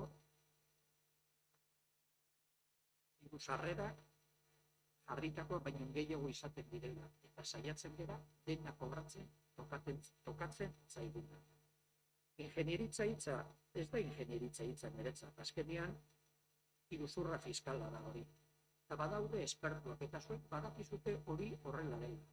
Nahi dugun demagogia, nahi dugun populismoa egingo dugu, baina beti naiz eta baliabidea jarri, saiakerak egiten dira baiketa, bai Foru Aldunditikan, bai udaletxetikan, harremanetan, eta asko kobratzen dira. Noski, kobratzen direnak ez dira agertzen. Hori da gure lana, denen lana. Beti gobernu taldeari leporatzen diozute, normal, hori normala da. Baina baliabide gehiago jarrita eta mundu perfektua ez da existituko. Eta kasu honetan, iruzurra fiskala egiten dutenak espertua dira. Eta guretzat ere bai, neurriak iruditzen zait hartzen direla, saiatzen gera neurri gehiago hartzen ere bai, baina espediente batzuk bere protokola dute eta batzuk esan bezala bai, 13.000 euroko hartzen da. Espediente asko baita epaitegitara joan behar izana, 30 euroko isuna batengatik, eta horrek denbora ematen du ere bai, eta saiakerak egiten dira ere bai. Horiek ez dira garrantzitsuenak, baina banaka pilatzen dira. Urte batian 9.500 urrengo beste urten batian 54.000 euro ez direna kobratzen isunetan, baina bestaldetik ere bai, kobratzen da tiro de xente ere bai. Eta orduan, iruzurra fiskala berriro dio, beti existitu da eta existituko da. Eta lehen gertatzen den bezala, orain ere gertatuko da, eta ez ondarri ginen bakarra, leku guztietan. Eta bai, argi dagona da, gure aldetikan, bai, zorra kobratzeko, alden guztien egiten dela, bai, gure aldetik, eta noski, foru gazunaren liberatutako gure protokoloak eta aterako dire, kobratu gabeko batzuk espertu dira, noski, baietz eskarrik asko. Bai, bueno, ez dakit, nik hemen dut talde bakar bati entzun esanez zergak ez ordaintzearen ardura udal gobernu taldearen adenik. Hemen ez da esan. Argipen bat egiteko, Josuk aipatu dituen, nik 600.000 euro aipatu ditut, eta Josuk 266.000 aipatu ditu, hor badaude bi kontzeptu batik barkatzea eskatzen dena, bata dire zergak eta bestea dire isunak. 266.000 euro dire zerga bitartez, edo oraindu beharrekoak zirenak, eta 126.500 euro inguru dira isun bitartez oraindu beharrekoak gaur barkatzea edo ekartzen dena onera. Guk bai eskatu beharra diogu gobernu taldeari zerbait. Ez dugu esaten arduradunak zaretenik zergak ez ordaintzearena. Esaten ari garena da, deigarria dela, aurreko urtean, eta aurten ekartzen diren, eta egin dudan irakurketa urte luzeetako irakurketa da, urtetik urtera, badaudela batzuk, behin eta berriz errepikatzen direnak zergak ez dituztenak ordaintzen. Eta hori da, eta nik aipatu profesionalak direla, beste batzuk esango de iruzur egiten dutenak, horreri jarri bartzaio neurria. Eta eskatzen ari garen, uste dut talde guztietatik, dira neurri gehiago jartzea, bereziki profesionalak diren horiek, zaten jarraitu egoerataz aprobetxatzen. Baizik eta egin ditzagun esfortzu berezi eta gehiago 13 edo 18 errezibo ordaindu ez dituen enpresari, ez da bat ordaintzen ez duena. 13 edo 18 edo kopuru handiak dituztenak urtetik urtera errepikatzen direnak, uste dut, badaudela egoera desberdinak eta bereziki hori. Modu nahita egiten duten, zer nahi gabe ez daukanak ordaintzeko hori, zaila izango zaigu exigitzea ordaintzea, baina bereziki ez dakizen bat ondasun dituen, ondasunengatik jartzen bai dira zerga hauek, ondasun horiekiko zergak ordaintzen ez dituenak, 13.000 euro ibian ordaintzen ditunak, ez da apartamentu batean bizi den, kasu honetan enpresa da, nik aipatzen duena, baina 13.000 euro. Ondasun horren zerga 13.000 euro iristerako kriston ondasuna behar da izan. Kriston balioa izan behar du ondasun horrek. Eta urtetik urtera, behin eta berriro, nik aipatu ditut, 13, 14, 15 eta 16. Urtekoak, 17, 18, 19, 20, 21 ere gertatuko dira, noiz jarriko den, edo noiz moztuko den dinamika hori da eskatu beharra daukaguna udal gobernu taldeari, eta zergatik aipatzen dut, ez dugu esaten arduradun zaretela gobernu taldekoak. Ez eskatu ere alde bozkatzea, zeren guri behintzat irentzi ezina iruditzen zaigu egoera hauek gertatzen. Eskerrik asko. Orduan bozkatzeari ekingo diogu, proposamenaren alde, proposamenaren kontra, abstentzioak, gehiengoz onartu.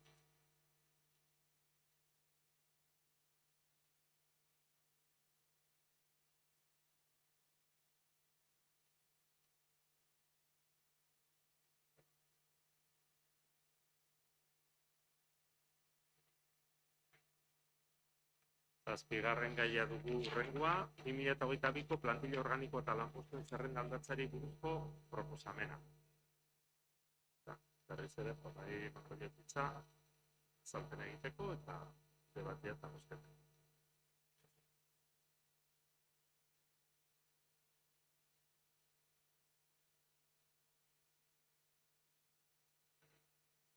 Eskerrik asko txomin. Hoitela, bi asteko aurrekontuen udal batzan debate luzi izan genuen gai honeri buruz, eta aipatu bezala, orain dela bi aste esan duen 2021an 5 aldaketa egon zirela, eta orain esan behar du 6. proposatzen dela, azaroak 25ko batzordean aipatu genuen, ez ginen iritsi udal batzara ibapetik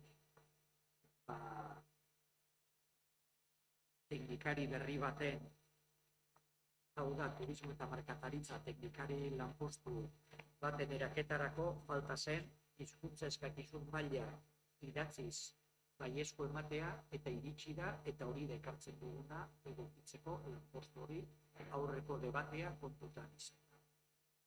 Eskerrik asko. Bai, ez dakit hitzartu nahi da. Bai, soilik esateko, bueno, ustizko gauza teknikoa dela edo manera ekartzen dena, baino izan genuen eztabaida abenduak 3an, egon dago ger, edo udal batza abenduak 2an, barkatu. Han esandako berdina, naiz luzatuko, inflexio puntua aurkitzen ez dugun bitartean, ez dugula aldeko bozkarik eman. Interbentziorik. Baizare. Eskerrik asko txomin. Bueno, gu errepikatu egingo gara. Aspertu arte. Plantilla organiko lanpostuetan utxunua dagoela uste dugu, eta hori da berdintasun teknikaria jarduera osorako. Errepikatzen dugu berriz. Eta, bueno, langile batzordetik egin bezala ere, lanpostuen kategorian dauden diferentziak ezadatzea ere gustatuko litzaigu. Eskerrik asko. Orduan, egiten den aldaketa proposamena bozkatuko dugu. Proposamenaren alde, kontra, abstentzioak, gehiengoz onartu.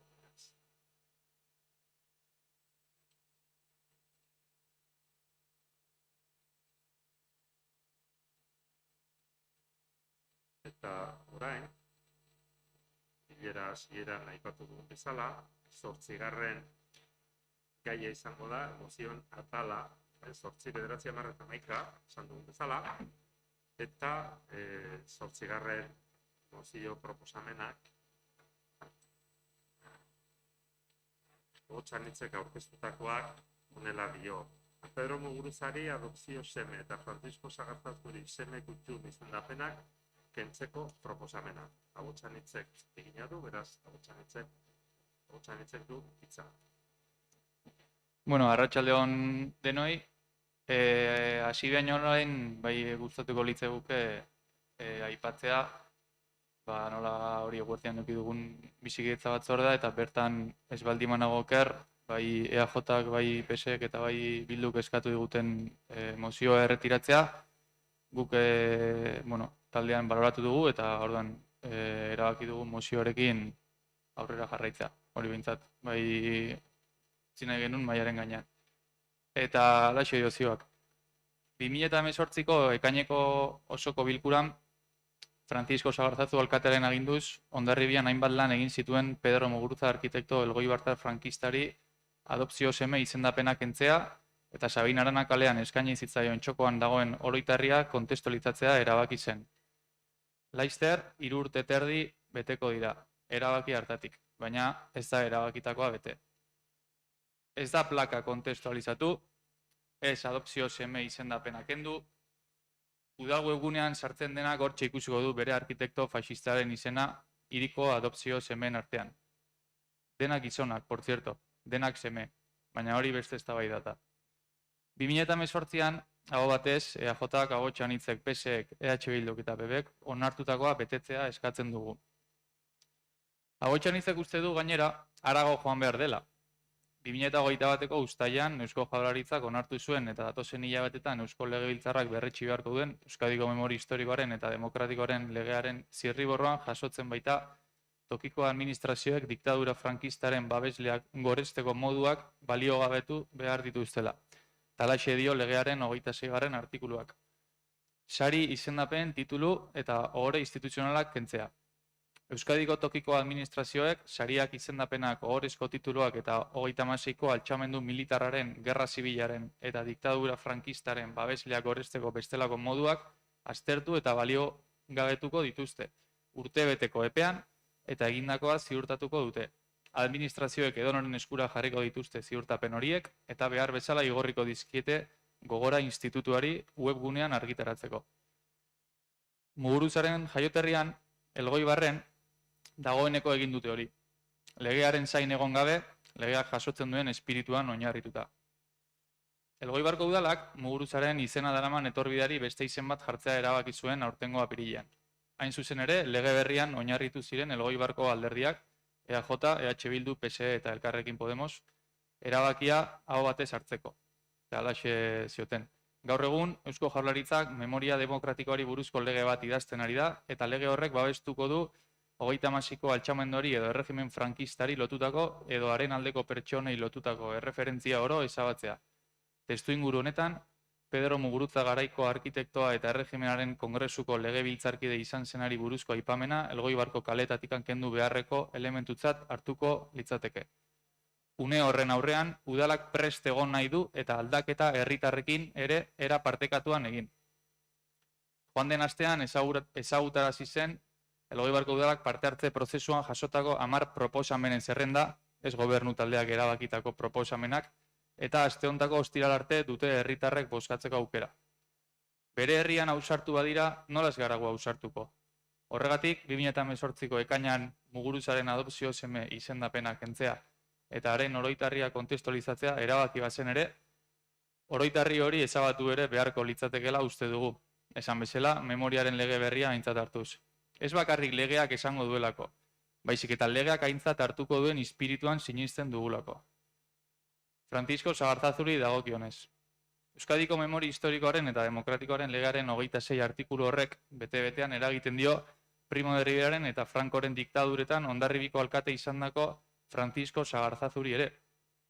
Eta modu berean, eragiten dio indarrean dagoen 52/2007 legearen 15. artikuluak. Halaxe dio 15. artikuluak. Herri administrazioek beren eskumeneko eginkizunak betez, beharrezko neurriak hartuko dituzte gizabanakoaren naiz taldearen goraipamena egiten duten armarri, intsignia, plaka eta bestelako gauzak kentzeko, baldin eta altxamendu militarraren, gerra zibilaren eta diktaduraren errepresioa goresten badute. Neurri horien artean diru laguntza eta laguntza publikoak kentzea ere sartzen da. 1929 abuztuan, Sagarzatu alkate zela Semekutxun izendatu zuten, eta izendapen hori mantendu da gaur daino. Pedro Muguruzak diseinatutako eta bere izena daraman parkean jarritako oroitarriak azaltzen duen bezala. Hau ez baldin bakizute dago justo hemen Batzokian ondoko parkean, bere izena daramana. 1953ko irailaren 8an, Sagarzazuk Francisco Franco diktadora gonbidatu zuen Hondarribira. Besteak beste, Pedro Muguruzak diseinaturiko erorien gurutzea inauguratzera. Eta bertan, hurrengoa bota zuen Sagarzazuk. Y cuando las severas estrofas del Libérame y los toques de Clarín anuncien que el sencillo monumento ha sido bendecido por la Iglesia, el pensamiento y las oraciones de los buenos patriotas volarán en pos de tantos y tantos mártires, caídos por Dios y por España. Viva Franco, viva España. Hau ez alda frankismoari goraipamena egitea, edota argazki hause, agur faxista eginez, bai Sagarzazu eta bai Pedro Muguruza. Hurrengo eguneko diario askok azalan jaso zuen Sagarzazuk alkateak belaontzi baten maketa oparitu ziola Carmen Polo Francoren emazteari. Baleares gurutzontzi faxistatik bizirik atera ziren izenean oparitu zion maketa hori. Hondarribitarren diruarekin ordainduta jakina. Historia ziklikoa den bezala, Txomin, 2015 urtean zuk zeuk izan zenuen hizketagai 2007ko memoriaren legea. Eta baita gaur ere. Izan ere, orduan, 52/2007 lege hartako 15. artikuluan oinarrituta aldatu zitzaion izena Murlan Mitxelenari. Eta handik 3 urtera, lege eta artikulu berean oinarrituta erabaki zen Pedro Muguruzaren adopzio seme izendapena kentzea. Orduan, eta berriz ere, Txominen hitzetan, Murlan Mitxelenaren ezabatzea eman zen izan zuen jokaera publikoagatik. Aitor Kerejeta orduko alkateak gehitu zuen alor politikoan izan zuen jokaera aktiboa epaitzen ari zela, ez literatur langintza. Eta amaitu zuen esanez, frankismoarekin erlazio zuzena izan zuela eta hori argudio aski dela aintzatespen publiko bat kentzeko. Bakoitzak bere ondorioak atera ditzala. Liburu bat idaz genezake Sagarzaturen eta Francoren arteko harremanaz, baina ez gera horretan sartuko orain. Diktadura faxistaren babesle eta zalea zela garbi iragatze zegu baina. Ustela eta lapurra ere izan zen Sagarzazu. Ustela hainbat arrazoirengatik. Batetik, bera nahiak sorturiko Sociedade Progreso de Fuenterrabia elkarteko akzioduna izanik, enpresa horri hainbat oberra faraoniko esleitu zizkiolako.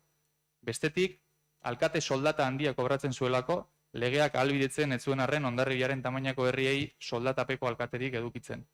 Ta hirugarrenik, alkate zelarik propietate ugariren jabe egin zelako, jatorri apalekoa izan arren, osoa beratx izatera iristeraino.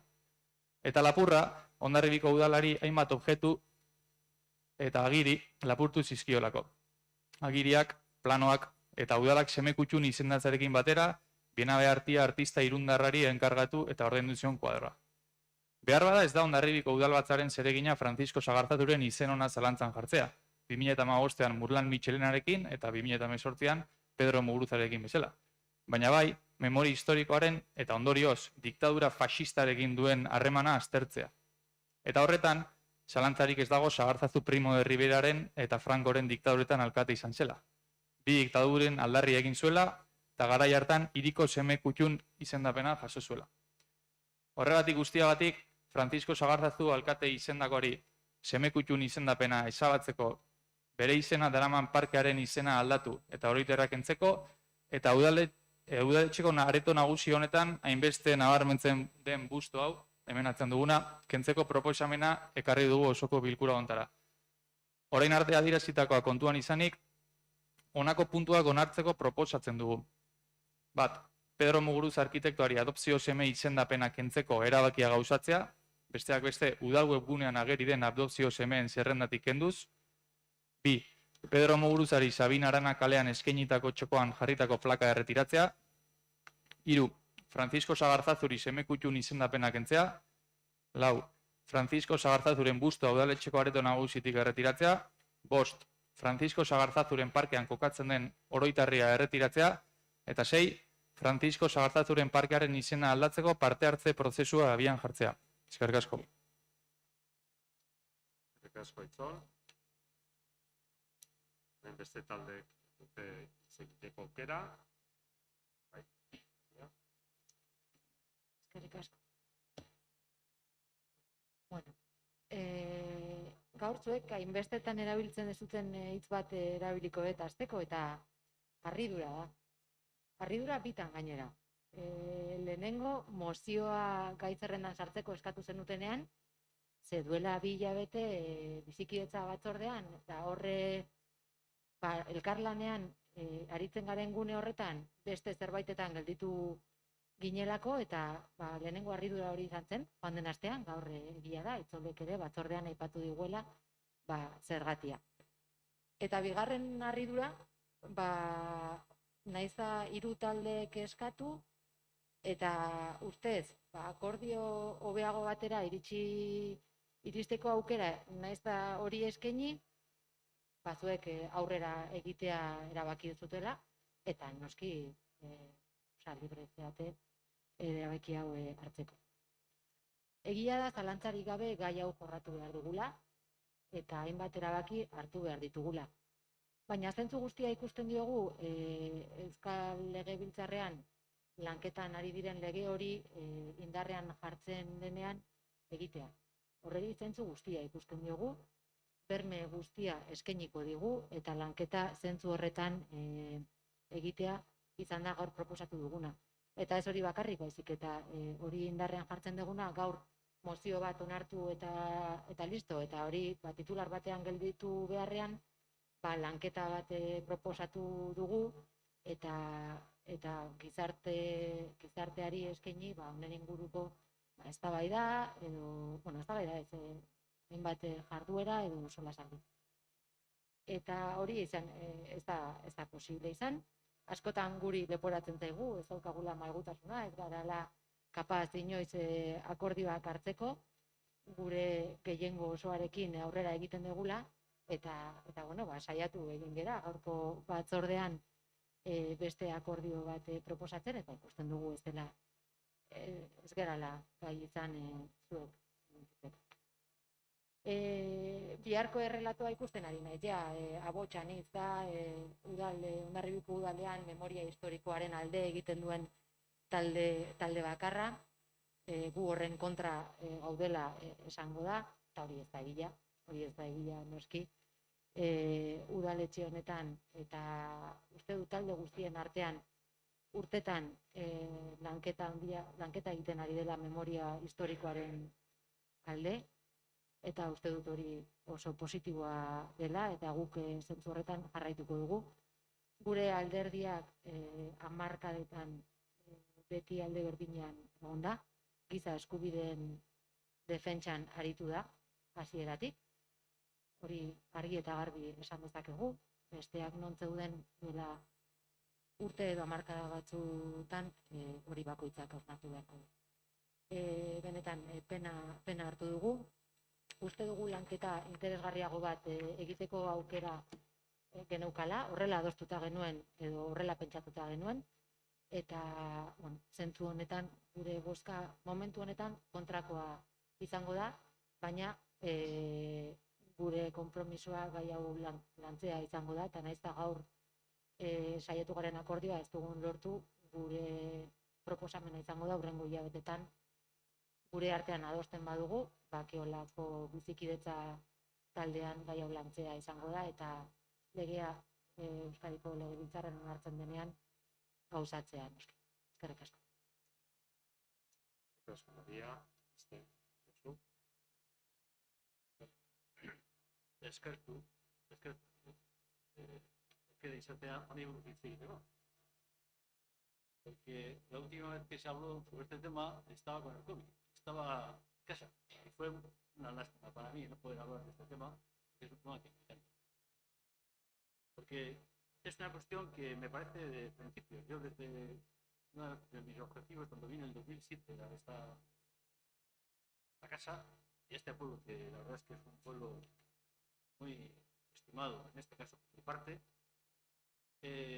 una de mis preocupaciones fundamentales siempre ha sido el tema de la memoria. Quiénes éramos, cómo somos, e intentar de alguna forma introducir elementos, pero a la vez elementos que fueran pedagógicos y que elementos que de alguna forma sirvan para que la sociedad de alguna forma al final cosa todas las cuestiones que de alguna forma tuvieron, se rompieron en un momento determinado y que no queremos. Yo os voy a leer un pequeño informe, quiero para que os conste en acta, y luego entraré en la placa de Muguruza.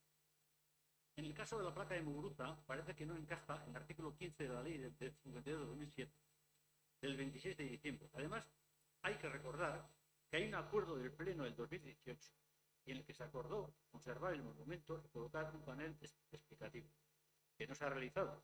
Eso es un tema que hay que reprochar, efectivamente. Y que se contempla en el apartado 35.6 del proyecto de la Ley de Memoria Democrática. Consideramos que no se trata de un elemento que no está incluido en el apartado 15.1 de la Ley 52/2007, ni en el apartado 35.1 del proyecto de Ley de la Memoria Democrática. Tampoco se puede considerar que la mencionada placa se inscriba en el apartado 24C del proyecto de la Ley de Memoria Histórica y Democrática Vasca en el desarrollo parlamentario. Lo que instamos es a que se cumpla el acuerdo del Pleno en el que se aprobó la colocación de un elemento explicativo en el que se ilustre sobre la personalidad de Pedro Muguruza, su colaboración con la dictadura franquista y su importancia para el desarrollo urbanístico de Hondarribia. Se recuerda que en la revista Hondarribia, el número 343 del 20 de junio, se habló sobre Pedro Muguruza. En este caso, nuestra postura es que se cumpla lo adoptado por el Pleno anterior, no considerando justificado que se vuelva a plantear esta cuestión cuando ya se debatió en el Pleno y se adoptó un acuerdo que por el momento no se ha cumplido. Retirada del título hizo predilecto a Francisco Sagarzazu.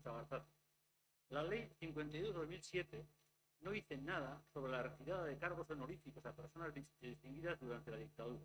Su nombramiento como hijo predilecto de la ciudad, a Francisco Sagarzazu se reconoció a su labor de engrandecimiento de la ciudad y su labor como alcalde de la misma, pero se llevó a cabo en la sesión del Ayuntamiento del 31 de agosto de 1929. El proceso de ley de memoria democrática fue en el artículo 40, que contempla la remodelación de honores que deberá ser realizada de oficio por la administración local. Lo que ocurre es que el proyecto de ley solo contempla hechos ocurridos desde el periodo comprendido entre el golpe de Estado del 18 de julio del 36, la guerra de España y la dictadura franquista, hasta la entrada en vigor de la Constitución española de 1978. En términos parecidos se expresan en el mismo artículo 1 del proyecto de ley de memoria histórica democrática vasca. Ya que el nombramiento se produjo en 1929, no se puede alegar razones basadas en cuestiones de memoria democrática, ya que si bien Francisco Sagarzazu fue alcalde durante la dictadura, su nombramiento no se ve afectado por el mencionado proyecto de ley. Se puede contemplar la posibilidad de considerar el apartado 26.1 como normativo, que es la ley que vosotros nombráis en este caso, del proyecto de la Ley de Memoria Histórica y Democrática. Pero la mencionada norma está en trámite parlamentario, por lo que por ahora no es más que una consideración. Se da la circunstancia de que en ese momento están en marcha dos investigaciones históricas, una sobre la dictadura de Primo de Rivera, periodo en el que Francisco Sagarzazu ocupó la alcaldía por primera vez, y otra sobre el desarrollo del modelo de ciudad entre finales del 19 y 1968, por lo que se estudia la segunda alcaldía de Sagarzazu. Creemos que en los temas referidos con la memoria es muy importante el enfoque pedagógico y el análisis detenido y objetivo del pasado. Por esa razón, los especialistas de la revía llevan años impulsando el estudio, la investigación como medio para conocer los hechos en toda su complejidad y transmitir el conocimiento de lo que se debe volver a que no se vuelva a ocurrir. Desde el conocimiento de que el desarrollo de la memoria democrática es conocer los acontecimientos para que no se vuelvan a producir, consideramos que no es una cuestión prioritaria para el desarrollo de la convivencia en la revía, la retirada del título de hijo predilecto, tal, pero que no nos negamos a abordar. Nosotros no nos negamos a abordar. Dado que en este momento se encuentra en trámite parlamentario normas que deben elegir el proceso de la memoria democrática. Y en este momento la cuestión es un mero acto administrativo, asumible. O por el contrario, no se puede esperar a que se aprueben las normas previstas, que facilitarán bastante el proceso y lo simplificarán de manera sensible al tener un soporte legal del que en este momento carece la propuesta que se hace.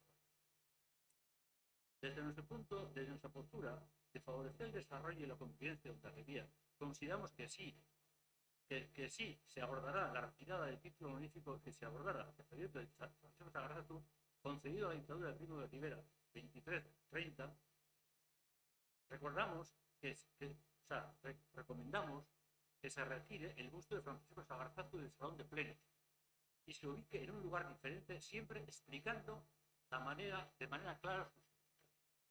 Es decir, yo creo que este es un informe que, bueno, yo los lanzo para que conste en acta, pero yo quiero decir que en las cuestiones que aquí, y digo para reflexionar sobre lo que hay, la normativa, es verdad que tú, sí, luego en la explicación se han introducido elementos diferentes, es decir, diferentes que de alguna forma no aparecen en la memoria. Yo he visto ahí las fotos de Sagardatu, todo eso, bueno, efectivamente son importantes. Yo ahí tengo que decir que yo lo tengo que decir.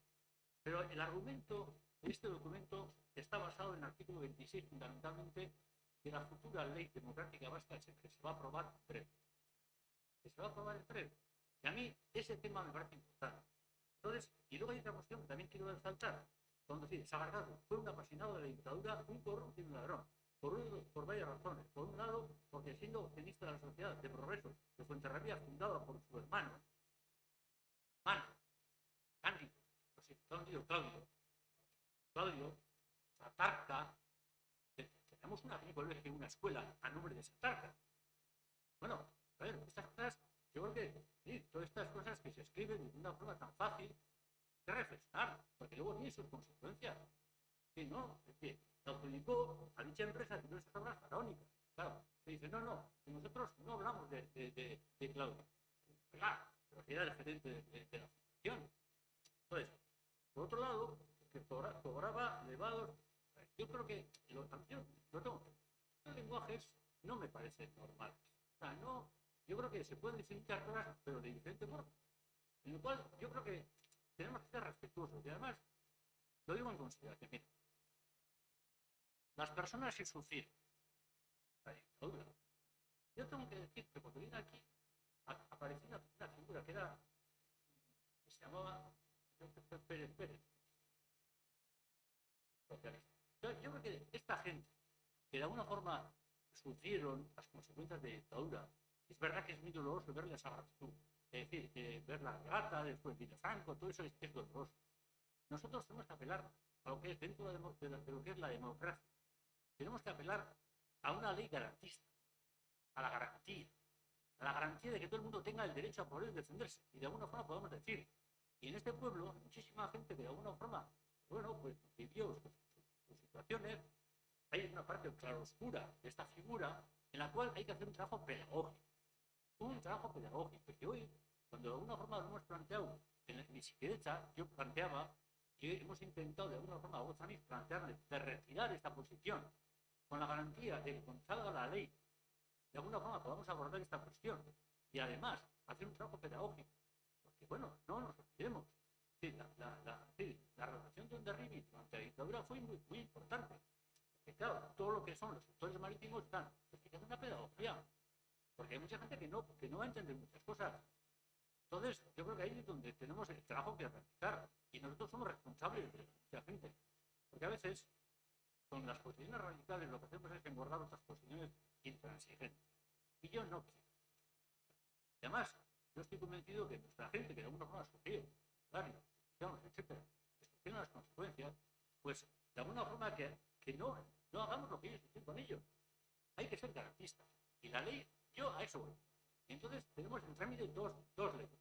La ley democrática a nivel del Parlamento Español y la ley vasca, en la que en este momento está en trámite parlamentario en la exposición final. Hombre, respetemos esos términos. Y es lo que hemos planteado en este momento en bicicleta. Porque también es verdad que en bicicleta hubo un compromiso de que de alguna forma hicieran el trabajo en bicicleta y luego a partir de que tengamos una posición garantista y luego a través de un dictamen jurídico de esta cuestión. ¿Pero por qué? ¿Por qué en este momento Bozani no ha aceptado esta cuestión? ¿Por qué de alguna forma tiene esas prisas y al llevar a cabo? Lo cual nosotros lo sentimos. Pero yo no quiero traicionar a mi gente. Claro, yo entiendo que las cosas son como son. ¿Sí? No lo dicen implicando y tomando posiciones que desde luego no lo quisieran ellos. No, es así porque no lo resolvemos. Entonces, lo digo muy claro, nosotros desde luego hemos venido aquí a no entrar en esta votación. A no estar en votación porque también lo hicimos anteriormente. Yo me acuerdo que cuando llegó en el 2007, yo fue en el 2008, tuvimos el mismo, no, un tema diferente, de una persona del pueblo, que fue Pedro Aguinagalde, que el tema de lo que es el instituto se cambió a votar. Yo me acuerdo cuando le pregunté a Callejeta y digo, oye, pero tú, no, es que la familia ya hemos hablado, oye, las cosas no se pueden hacer así. O sea, no se pueden cambiar de la noche a la mañana porque de alguna forma a veces aparecen sesgos ideológicos y sesgos diferentes. Entonces, oye, efectivamente, hay gente en este pueblo que no siendo franquista ha sido alcalde. Pues porque les asquinaba a dedo, o porque si no le asquinaba a dedo le ponían a fulanito. Y ha habido casos. ¿Qué tenemos que analizar? Unas medallas que se han puesto, insignias que se han puesto. No puede ser, ya, vayamos a la ley, respetemos la ley, porque en todo caso los dictámenes irán en ese sentido. Y no digo más. Eskerrik asko, Josu. Xabier?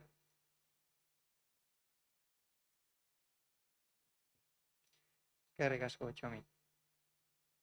Bueno, aipatu du Aitzoldek erretiratzea eskatu dugula, eta uste dut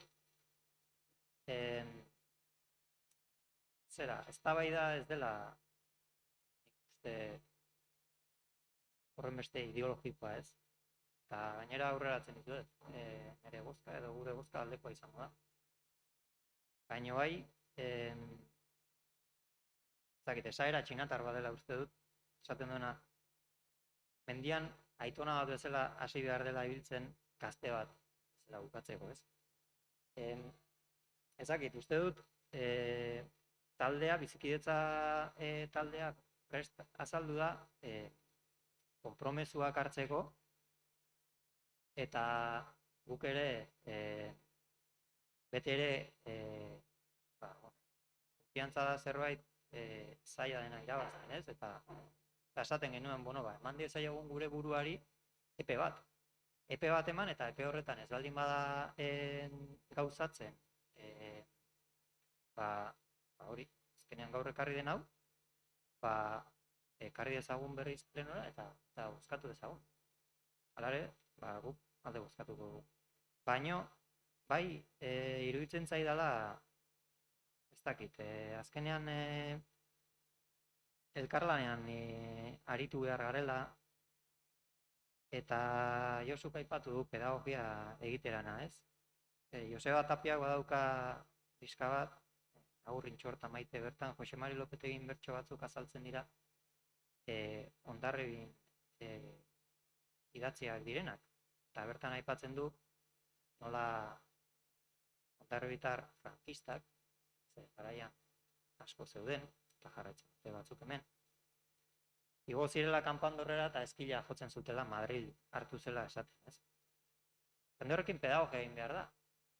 Eta nik uste dut, frankista batentzako okerrena izan daitekela udalbatza hau batez eta elkarrekin horrelako lanketa bat, esan dugu, bide luzekoa izan daiteke, baina horrelako lanketa bat denon artean, gure diferentziak edukita ere, denon artean landu eta herritarren aurrean ere,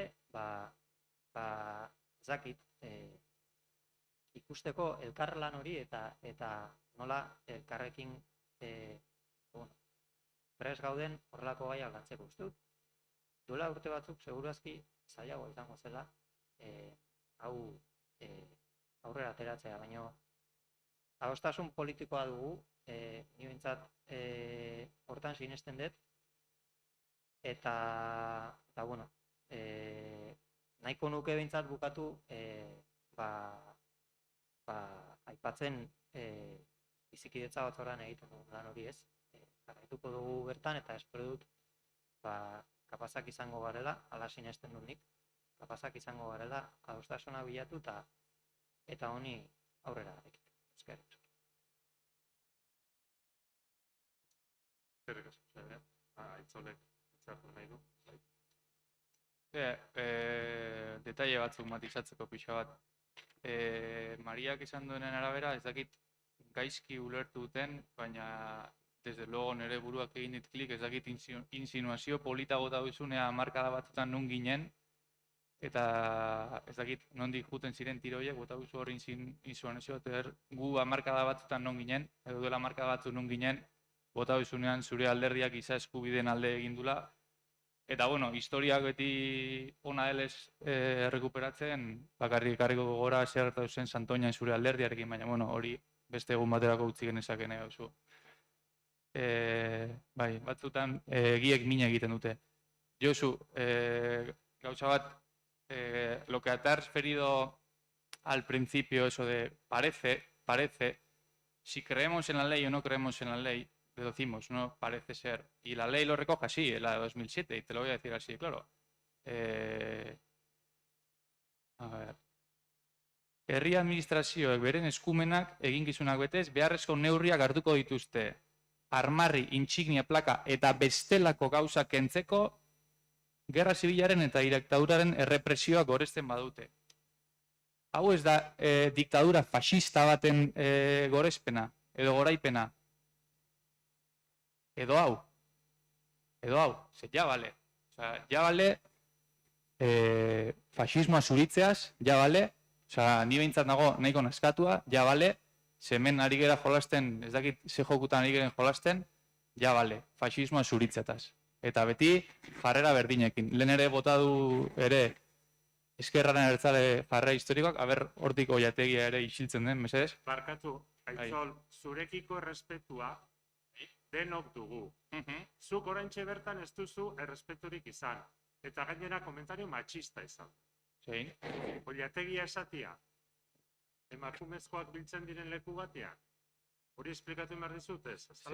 Galdera, ze kutsu machista du horrek? Hombre, emakumei oilua esatia, mesedez. Bueno, Uste dut, pentsatuko duzula eta barkamena eskatuko duzula.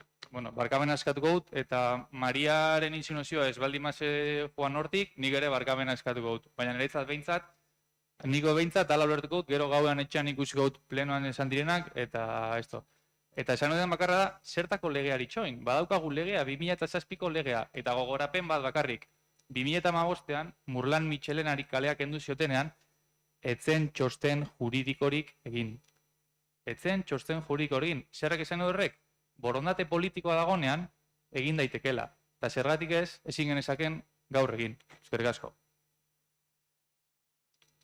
Bueno, uste dut bozkatzeari nik gauza bat eskatu behar dizuet. Hain zuzen, bizikidetza taldea besteak beste, nahiz eta ezken batzordea, udaletxe honetan, denen adostasunarekin gaiak lantzeko dugun horretan, uste dut jarraitu daitekela lanketa. Bai, nahi baldin baduzue hau monografiko bihurtu, erabaki behar dugu. Bai, baina matizazioak erantzuten badio, momento batean bukatu beharko dugu. Hortikan horreak bi lizentzia hondi daude. Zertan, eta martxan jarri da, gauza hauek zuzentzeko, eta bi, nire dana izan da, zuen dokumentazio buruz, artikulo 26. Eta honen inguruan, artikulo 26 inguruan, horratu da lan guztiak. Honei, hau hartuta, guain ez batera beste legea, hau hartuta... Dagona indarrean, Josu. Zuen informea mendik antikoa. Hau hartuta, lege bat, hoendikan, gordinikan dau lege bat, eta mendikan 6 hilabeteateko dana, 3 hilabetea. Horren, mi propuesta se ha fincado en dos objetivos. Fundamentalmente en lo que vosotros habéis planteado. Habéis planteado la ley 26 de un hipotético, vamos a ver, ley democrática vasca, de alguna forma que se va a trabajar dentro de 3 meses, yo voy a eso. Creo que lo que hay que hacer es, por la garantía, desde mi punto de vista como garantía,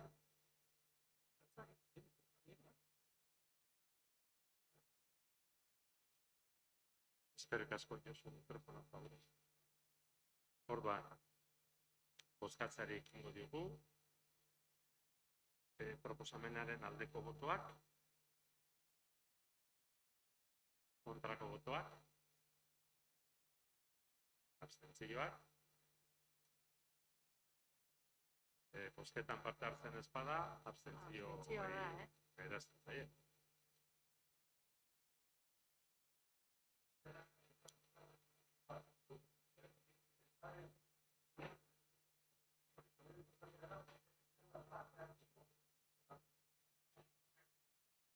Ondo, pasoko.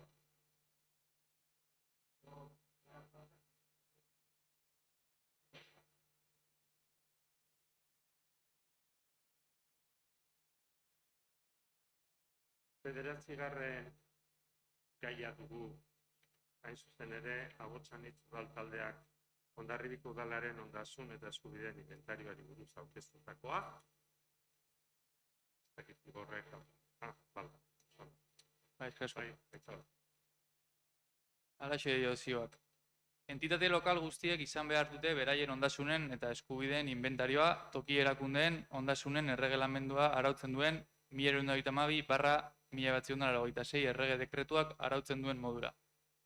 Arau berean jasotzen da toki korporazioen mendeko eta nortasun propioa duten erakundeen ondasun eta eskubideen inventario bereiziak egingo direla.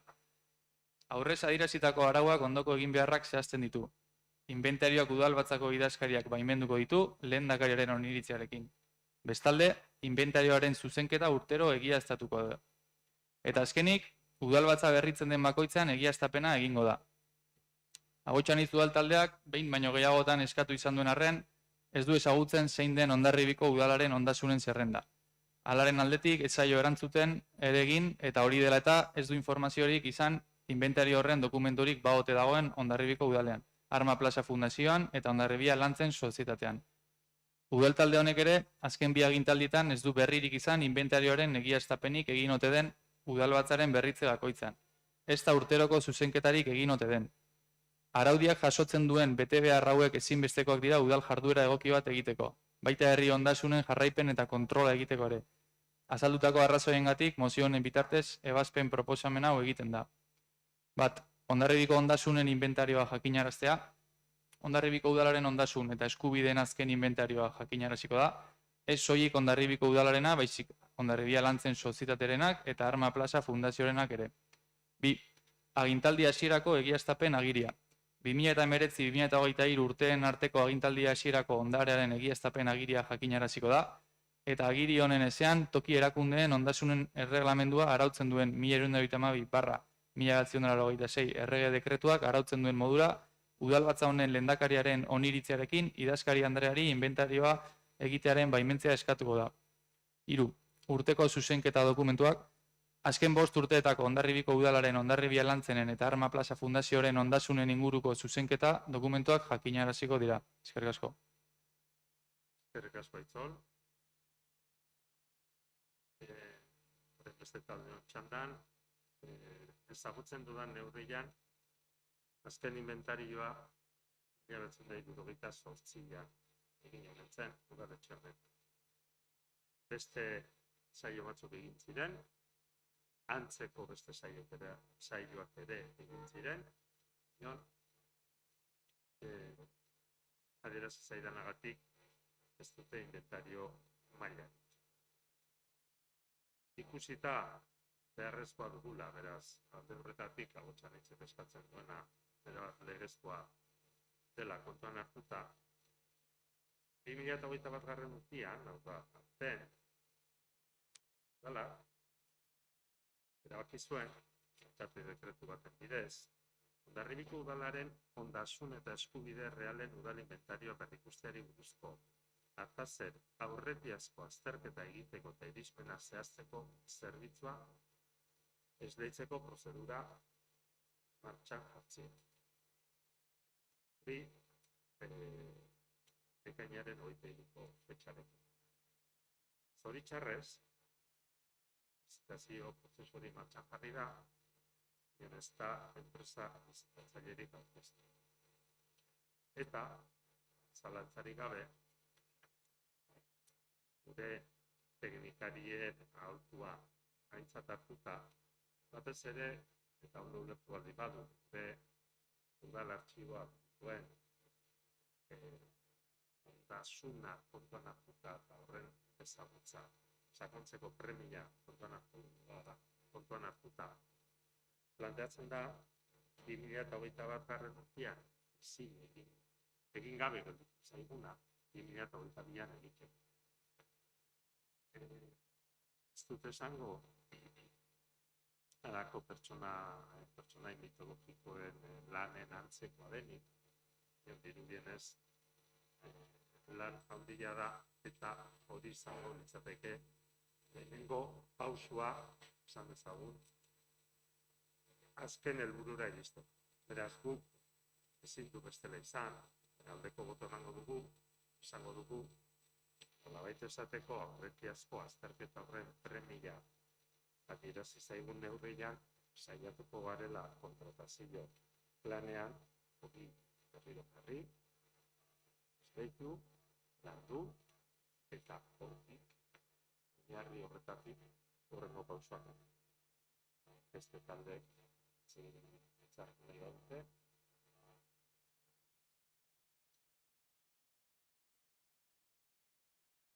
Beraz, bozketari egingo dugu proposamenaren aldeko botoa. Hau batez.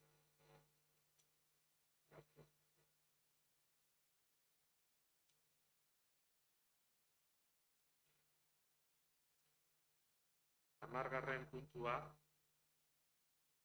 Gipuzkoako Foru Aldundiari aireportuko errepideko bidegorri zatia egin dezala eskatzeko proposamena Agotxanitzek aurkeztua eta Igorrek saioa hasieran aipatu dut bezala erdibideko proposamen bat edo transakzional bat edo adostua dela eta behintzat zuen Agotxanitzek aurkeztua da, beraz Agotxanitzek duditzak.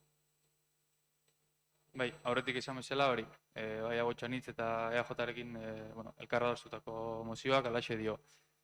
Gipuzkoako Foru Aldundiari aireportuko errepideko bidegorri zatia egin dezala eskatzeko proposamena. 2013ko ekainean Gipuzkoako bizikleta bideen lurraldearen arloko plana onartu zuten Batzar Nagusiek. 7 urte iraun zuen aurrerapen, behin-behineko eta behin-betiko fasea gainditu ondoren. Arloko plan horrek Gipuzkoako bizikleta bideen oinarrizko sarea zehazten du. Herri arteko motorrik gabeko mugikortasuna garatzeko azpiegituren sarea da, Gipuzkoako eskualde guztiak zeharkatuko dituena, beren herri nagusienak lotuz eta inguruko lurraldeekin loturak ezarriz. Bere helburu nagusia hiribarneko eta hiri inguruko eguneroko bizikletariei zerbitzua ematea da, joan etorrietarako naiz aisialdi edo turismorako bizikleta erabiltzen dutenei. Oinezkoen aisialdirako aukerak ere ematen die, batera erabiltzeko eta banantzeko hainbat soluzio eman da. Gipuzkoako bizikleta bideen oinarrizko sare hori hainbat ibilbideetan banatzen da. Lehenengo ibilbidea da hain zuzen Hondarribiari eragiten diona. Donostia eta Irun arteko ibilbidea da eta hainbat adar ditu. Horien artean Irun eta Hondarribia lotzen dituen adarra. Orain urte batzuk sareko lehen ibilbidearen Hondarribiko zatiko tarte bat gauzatu zuen Foru Aldundiak. Hain zuzen ere, Jaitzubiko zatia Amuteraino iristen dena. Horren jarraipena baina 01014 F deritzon zatia Amute eta San Juan de Dios biribilgunaren artekoa egin gabe dago. Tarte horren zati txiki bat dago burututa. San Juan de Dios eta Gabarrarira sartzeko biribilgunaren artekoa, baina tarterik luzeen eta garrantzitsuena Amutetik Gabarrariko biribilgunera artekoa hori falta da.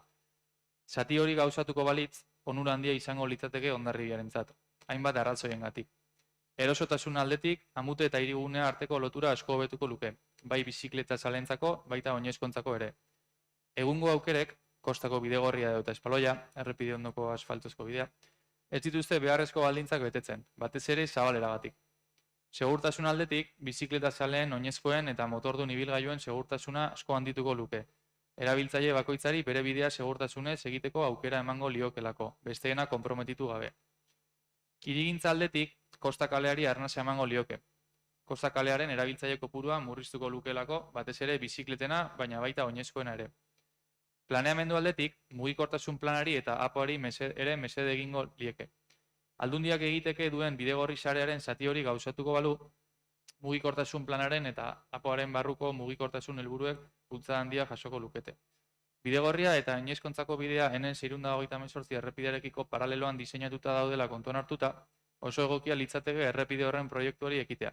Hondarribiko mugikortasuna eta bide batez Samute auzorako errepideko sarbidea hobetzeko. Hori guztia kontuan izanik, Agotxanitz eta EAJ udaltaldeek honakoa eskatzen diote Hondarribiko udalbatzari. Gipuzkoako Foru Aldundiko mugikortasuneko eta bide azpiegituretako departamentuei eskatu diezaiela Gipuzkoako bizikleta bideen oinarrizko sareko Hondarribiko zatia burutzeko falta den tartea Amute eta Gabarrariko biribilguneen artekoa osatu dezan. Hala nola, N628 errepidearen proiektua gauzatzeko plangintzan sartu dezala. Eskerrik asko. Eskerrik asko Itzol, ez dakit, Kalixa.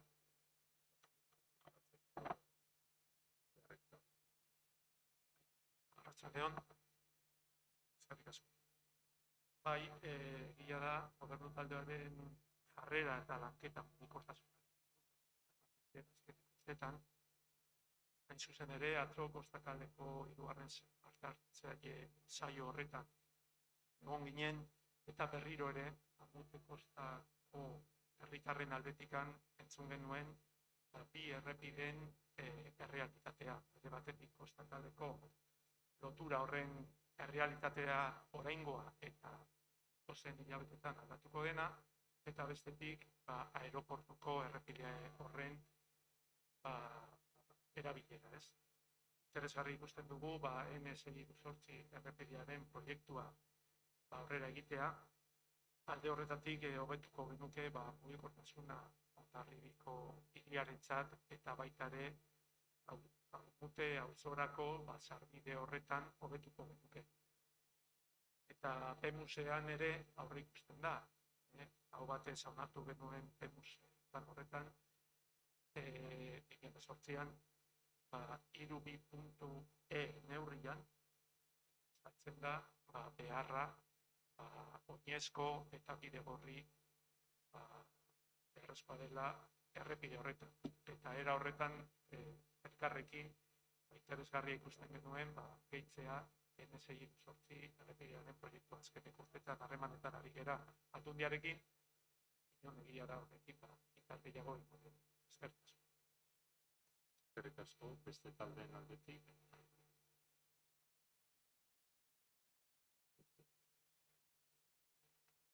Sí, nosotros nos vamos a abstener porque consideramos que, aunque la posibilidad de que transcurra un Bidegorri por esa zona es positiva, creemos que es un tema que más para llevarlo a una moción es para abordarlo en la mesa de movilidad y nuestra movilidad y con la participación ciudadana y las aportaciones de todos los colectivos. Gracias, Manuel. Javier. Eskerrik asko Txomin. Bueno, guk alde bozkatuko dugu, baino egondu gara dokumentazioa aztertzen eta ez dakit, ez dugu argi ikusten moziora etortzen zaigu bozkatzera horrelako trazadura bat egitea, baino ez da zehatza trazadura zein izango den. Horre Gipuzkoako bizikleta bideen lurralde arloko planan 2013an egindako dokumentuan jartzen zituen aipatutako Gaizubiko bidea eta ondoren lehenengo ibilbideko tarte horretan Donostia Irun horretan ondoren jartzen zuen lehenengo lagurtekoan programatuta bezala aipatzen dugun N628 errepideko tramo hori edo, ez? Zera txosten horretan esaten dut, dokumentu honen erreakzioaren unean, ez dakigu kasu guztietan administrazio eskudunak bere gain hartuko duen kontu edo aukera hori. Egiten zuen, aipatu zera horretaz, ez? Kalixak ere esan du, mugikortasun planean azaltzen da aipu bat ere bide horri. Horrepatzen dugu aporen lehenetxitako helburua oinezko eta bizikleta bidezko sarea osatzea dela. Aipatzen duen N628a, aireportu bidean ekialdetik planteatzen da trazadura, oinezkoentzako tokiari atxikita, eta ala behar izanez gero trenbidari atxikita. Aurrekoan esan dugun txosten 2013ko Gipuzkoako bizikleta bideen alorreko planaren txosten horretan. Horre mugikortasuna hitz egiten du bastante modu irekian eta luze. Eta bertan aipatzen da baita ere Irun Hondarribia tranbia. Orduan, ikusten dugu trazadura hau dagoela lotua maila batean tranbiari edo afekzio bat edukiko duela hori egitea posibilitatea aztertu gabe. Orduan, guk uste dugu hori behintzat aztertu beharreko kontu bat izan daitekeela. Esan bezala, alde guztatu. Eskerrik asko, Xabier. Orduan, proposamena bozkatzeari ekingo digu. Proposamenaren alde abstentzioak gehiengoz onartu. Eta gaurko 11. gaia, azkeneko mozioa. EH Bildu aurkeztua Espainiako Armada Jaizkibel inguruan egindako maniobrei buruzko mozioa. Javier, zurea da hitza. Eskerrik asko, Txomin. Bueno, guk aurkeztutako mozioak aldaketa txiki batzuk izan ditu eta batzar nagusietan onartutako akordioa jarri dugu puntuetan. Guk ez dugu aldaketa handirik ikusi, baina bosgarren puntuan bazen zeraren bat, aldaketaren bat, eta horrela, eta 3. puntuan ere, eta horrela egin dugu. Mozioa Espainiako Armada Jaizkibel inguruan egindako maniobroi buruzkoa da.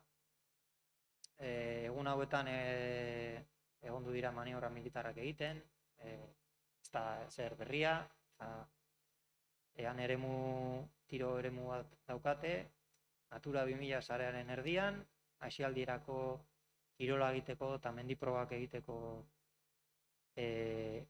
tokia den horretan, Santiago bidea pasatzen da, Talaia bidea, badaude baita ere txabola eta borda batzuk erabilera libre eta komunitarioa eduki duten orain arte, Azagaratza bezala ezagutzen den bat, adibidez, eta kontra ere jotzen dute aldiro, eta hori ikusten ditugu militarrak prepotentzia eta harrokeria ibiltzen, ez? Orduan, haiek udal hauetako eta bestelako araudiei muzin egiten diete, eta hor ibiltzen dire bere kaxa, ez? Orduan, pixka laburbildu egin dut dokumentua, ez da izan luzea jalpatzen ari baikara. Orduan, Hondarribiko udalari, bost puntu hauek onartzea proposatzen dugu. Lehenengoa da, Jaizkibel mendia herritarren ondare natural gisa aldarrikatzea, batera ezina den maniobra militarrak eta antzeko.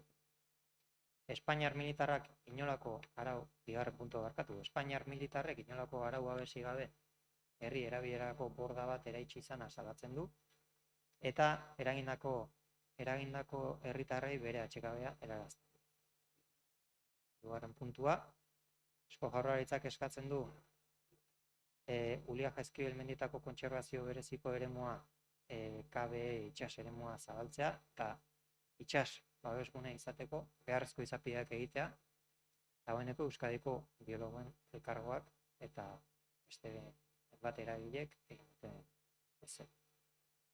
4. puntua, Espainiar gobernuari eskatzen dio Jaizkibelgo tiro eremua berehala desegitea. 5. eta azken puntua adierazten du, Armada Espainiarrak bandera espainolarekin eta hainbat ekimenekin Jaizkibelen inguruan egindako agerraldiak arrotzak eta mehatxugarria direla, eta ezin egona sortzen dutela Euskal Herrian, eta hala nola Euskal herritarren gehiengoa. Eskerrik asko. Eskerrik asko, Xavier. EAJaren aldetik. Bueno, besterik gabe eskerrak eman, EH Bilduri aldaketa hauek edo moldaketak martxagatik, beste erakundetan egin dugun bezala, eta horrekin gaude. Taldeak, hau hitz. Bai, bueno, gu ere ados gaude planteatzen denarekin, ikuspegi militarra du gustoko eta bertatik alde egitea gustatuko litzaiguke. Bueno, pixka bat naturrek ikuspegitik gustatuko litzaiguke Espainiar gobernuari edo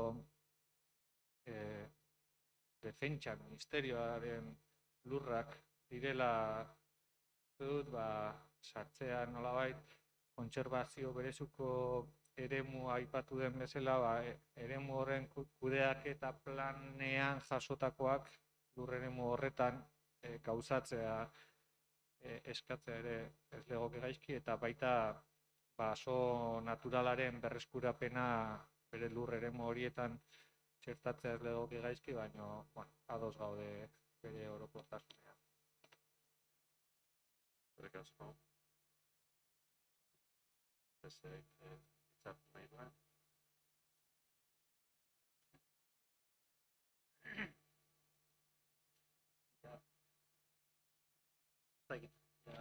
Azkenean, udaletxea podemos convertir en una sala de debates de cuestiones que a veces escapan. Pero en cualquier caso, bueno, se nos presenta esos 5 puntos. Es verdad que viene de un acuerdo entre el Partido Nacionalista Vasco y Bildu en la Diputación. Y hombre, yo consultado con alguna gente, sobre todo la parte de pasajes, nosotros podríamos estar, en todo caso, de acuerdo con el punto 3.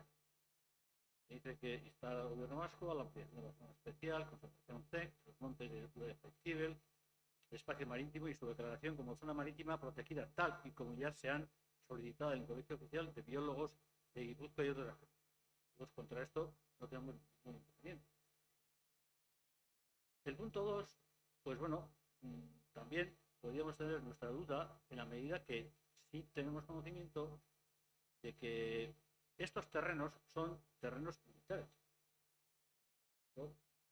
Son terrenos militares en que de alguna forma, bueno, existen una serie de chabolas que están ahí, pero que al final son dominios que es una zona militar, donde de alguna forma están, se practican prácticas de tiro y alegan que, bueno, que la práctica de tiro en zonas donde puede haber gente, pues son zonas de riesgo, sobre todo para los ciudadanos que están ahí. Es una zona militar y me consta que ellos se hayan solicitado para el derecho a pasaje el permiso, pero es verdad también que los derribos que se han realizado han sido antes de la autorización por parte del intendente. Ahí en cuestión se puede. Pero lo que tenemos que decir que los propios militares son los dueños de estas tierras. Yo entrar que si Jaizkibel es incompatible con las maniobras. Y está el gobierno español el tema de que se quite el campo de tiro. Y sobre todo la parte final, la Junta General de Guipúzcoa manifiesta la decisión. Realizar, la Junta General de Guipúzcoa manifiesta que las exhibiciones realizadas por el ejército español, con la bandera española y con diferentes iniciativas en la zona de Jaizkibel resultan ajenas y amenazadoras y que generan malestar en Euskal Herria, así como entre la mayoría de la ciudadanía guipuzcoana y vasca. Yo creo que esta frase, todo esto, creo que es una fraseología, bueno, vamos a decir, que bueno, se pueden decir muchas cosas, pero no me parece una frase demasiadamente aceptable. Y digo, en broma, suelo decir que, bueno, quizás por Jaizkibel también han pasado los pendones de Castilla, que también vinieron en 1638 y vinieron arriba. Sí, de alguna forma banderas militares. A ver, ¿los militares con qué van ahí? ¿Con la bandera pirata? Lógico que vayan con la bandera española. Digo yo. Así que esa especie de énfasis, esa especie de introducir elementos que yo a veces en la fraseología, yo antes hemos hablado con bicicleta, porque nosotros mismos también caemos en esos términos a veces fáciles demagógicos y que no nos llevan a una situación que no entiendo. Pero bueno, en cualquier caso, nosotros, dicho esto, vamos a votar. Eskerrik asko. Mikrofono, por favor. Bai. Orduan, bozketari ekingo diogu, aurkeztutako proposamenaren alde. Kontra. Gehiengoz, onartu. Eta orain dugu, gobernu organoen kontrola, 12. puntua 2021eko 2725 zenbakitik 2001 zenbakira bitarteko aldaketa dekretuen berri ematea. Zekita dagoen alderarik.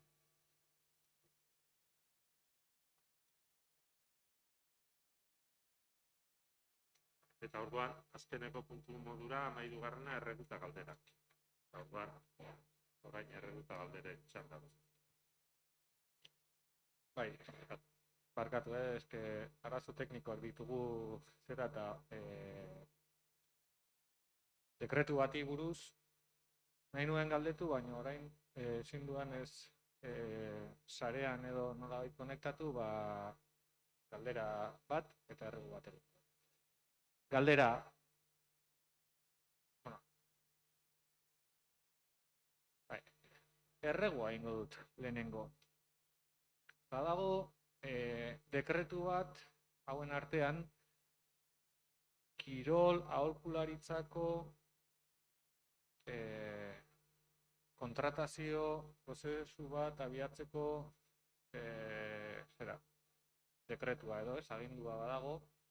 Eta horren inguruan, ahotsan hitzetik helegite bat aurkeztu genuen, iruditzen zitzaigulako hori ez dela prestazio zerbitzu kontratu bat, baizik langile bat kontratatzea udal zerbitzuak erabiliz eta udal baliabideak erabiliz langile baten kontratazio propioa izan behar dula eta hori argudiatuz helegitea aurkeztu genuen. Erantzunik jaso ez dugunez, erregua egingo dut.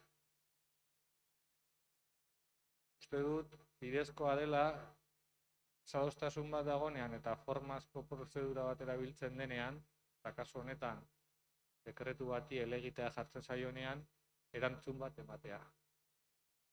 Eta, mesedez eskatzen dut, egindako helegitea erantzutea. Zeren prozedura administratiboak bestela erosoak ez diren bideetatik eramatea eragiten du eta ez nuke nahi bide horietatik aritu behar izatea. Eta galdera da eta bukatuko dut galdera bat egingo dut, baina baita ere eskaera izan ez bukatuko dut. Langilegoaren ikuspegia lehen, eduki dugu bozketan langilegoaren ikuspegitik puntu bat. Eta, bueno, pertsonal batzordean jorratu genuen, han eskaera bat egin genuen eta erantzunik ez du jaso. Aldi baterako programen inguruko egoera baten ezadostasuna adierazi nahi dut eta horri nolabait beste erantzun bat emateko eskaera luzatuko dut. Hemen baditugu aldi baterako programa bitartez lanean 11 langile, baino egonkorrak diren funtzioak betetzen dituztenak. Besteak beste, baditugu bi arkitektu eta hirigintzan beste administrari bat itxeki programaren bitartez sartu zirenak eta ez dutenak sekula itxeki programaren lanik burutu, baizik.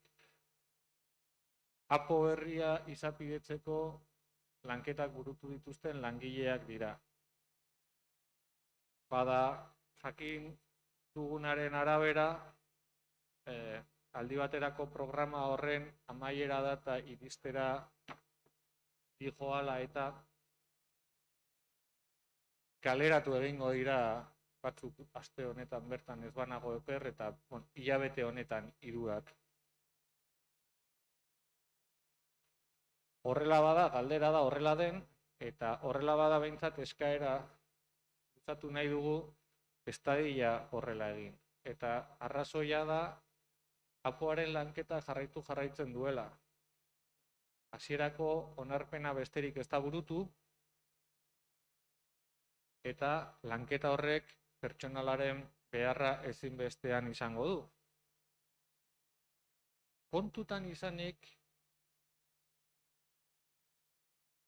3 pertsona hauetatik, ez dakit 3 edo 2 behintzat, formakuntza espezifikoa burutu dutela Hondarribiko udalean lanean aritu diren garai honetan,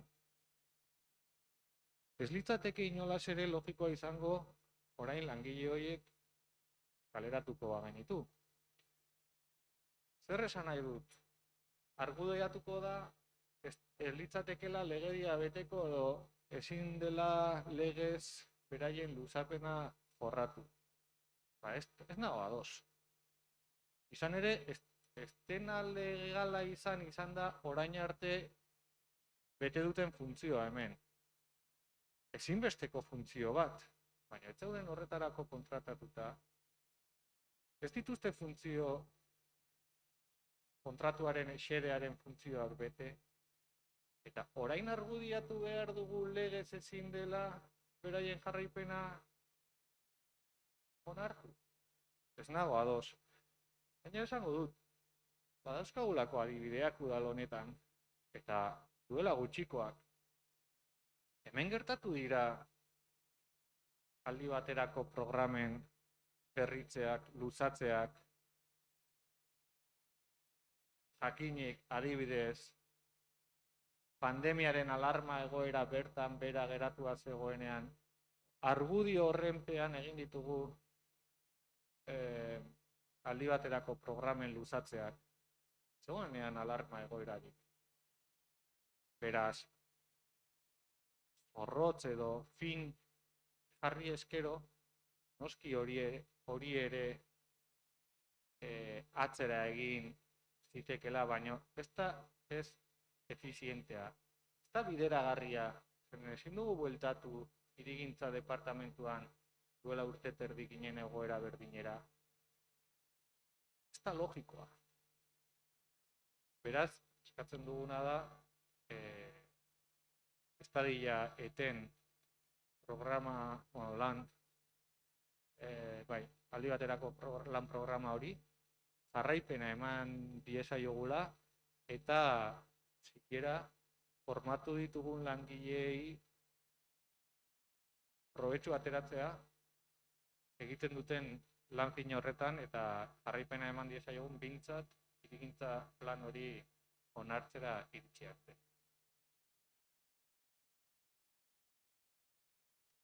Eskerrik asko, ez dakit erregoazen edo, bai, ez zela,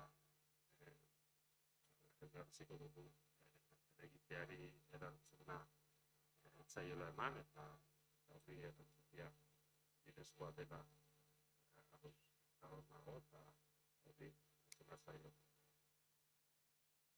Beste gai buruz, langile jakin batzuen lanari buruz, denak ados gaudela egindako lanaz. Udalak dituen beharrez, eta zer nahiko genuke, ez da zalantzarik. Badu logika bat. Eta logika horrekin, ados egotia edo ez, beste kontua da. Badakizu, logika horren arabera, jokatzen ez badugu, nagusituko zaigula erreparoen logika. Eta erreparoen logikarekin, ez dakigu nora horren. Kontuan hartu, ez da, inolako zalantzarik egiten. Erakundearen onurarako eta ez dut pertsonalizatu nahi. Zerlakotan ez dago pertsonalizatzen. Uste dut, beste alegin bat, egingo dugula.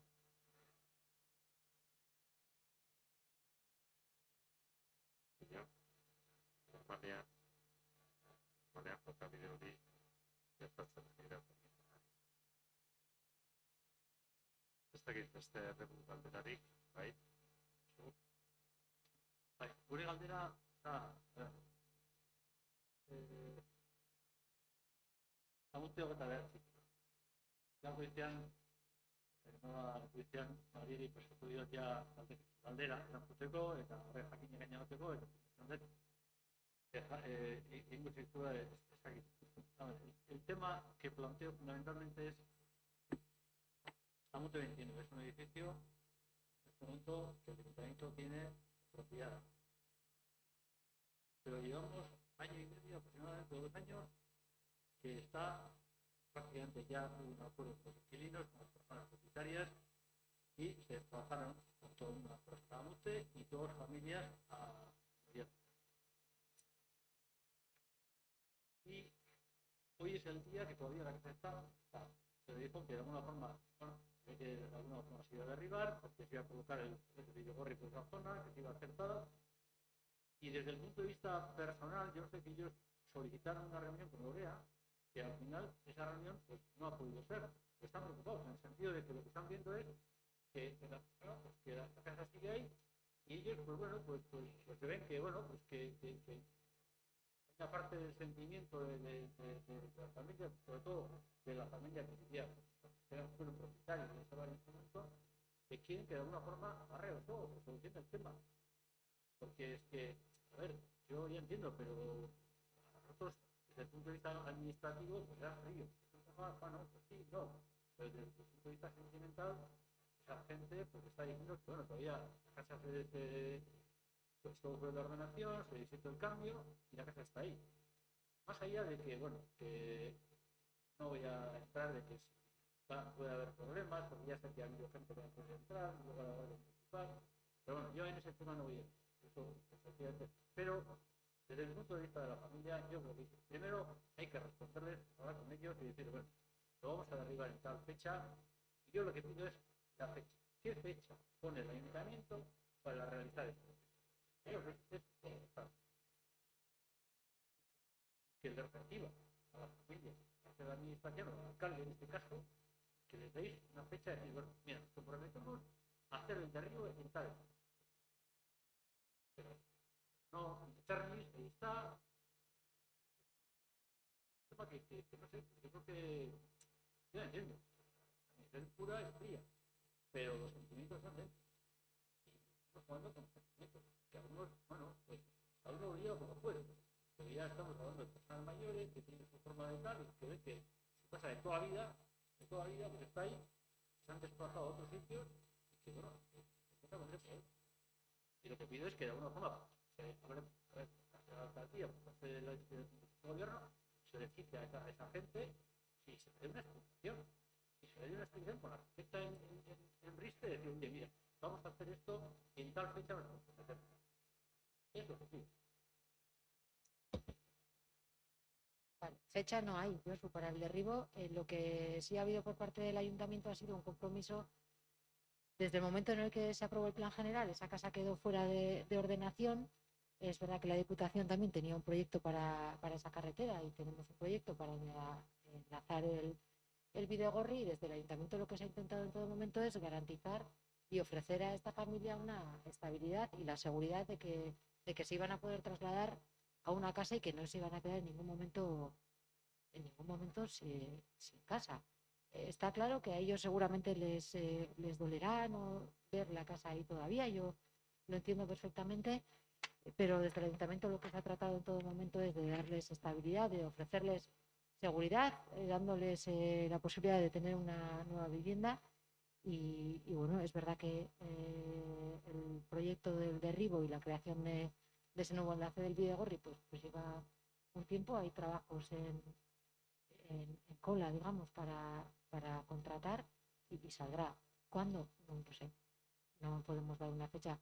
Cogerles, lógicamente, y tener una reunión con ellos, por supuesto, pero la prioridad del ayuntamiento, de los servicios municipales, ha sido ofrecerles estabilidad y tranquilidad. Con la nueva vivienda creemos que eso está garantizado y esa ha sido la línea que hemos seguido. Me parece muy bien. Todo es muy bien. Pero yo quiero que, bueno, lo que estoy planteando es, son en este caso, que han estado intentando hablar con Noreras, no han podido, no se atreven, pero bueno, hombre, también, y vas, sí,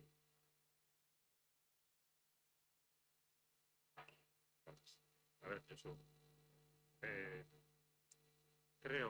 creo que todos somos parte de esta administración y no creo que todos estamos todo el día con un comportamiento free.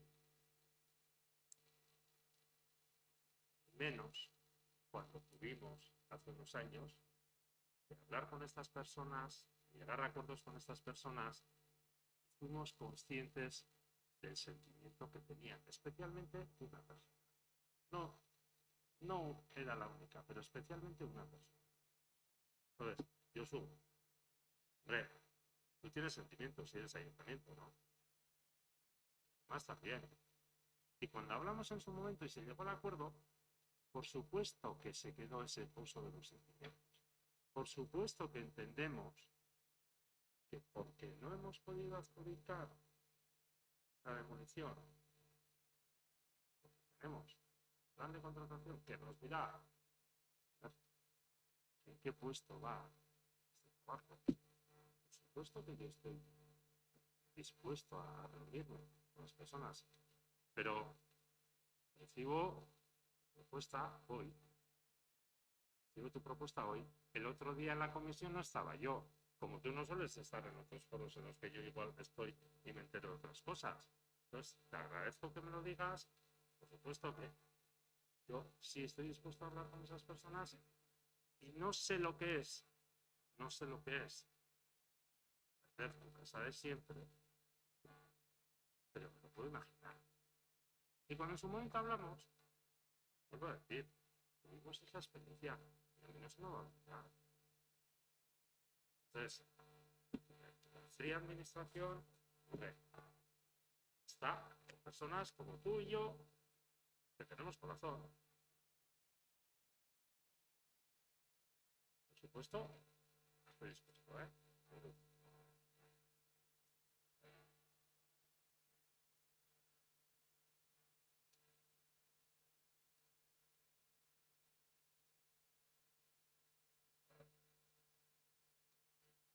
Bai, badago beste erregu galderarik?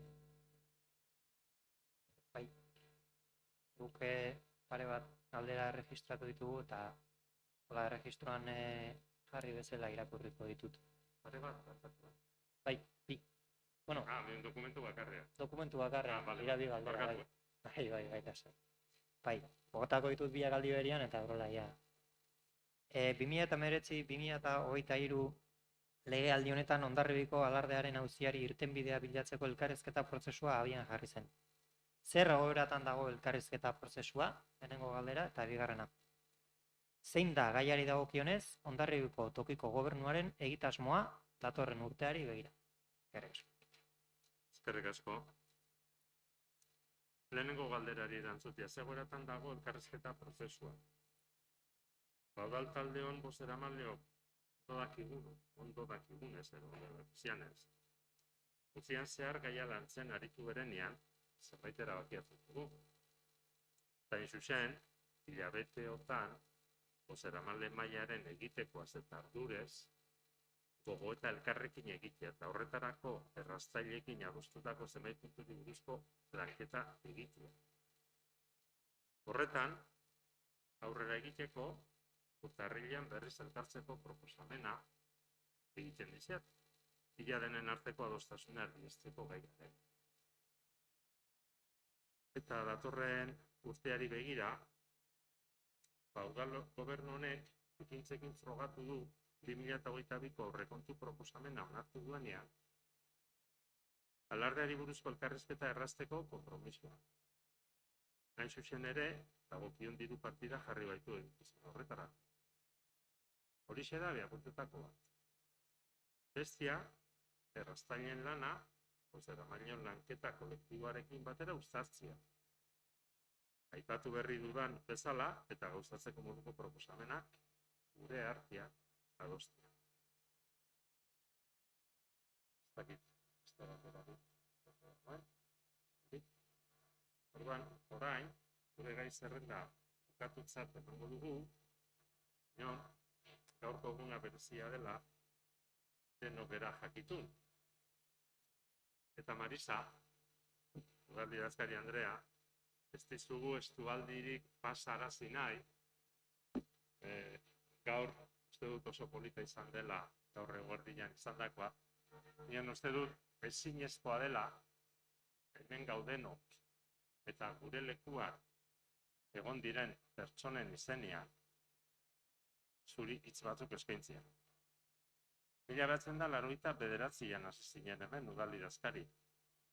Eta urte horretatik gaur arte, abenduaren 31 arte, Hondarribiko udala zu zarela ere badakigu. Eta hori egia da.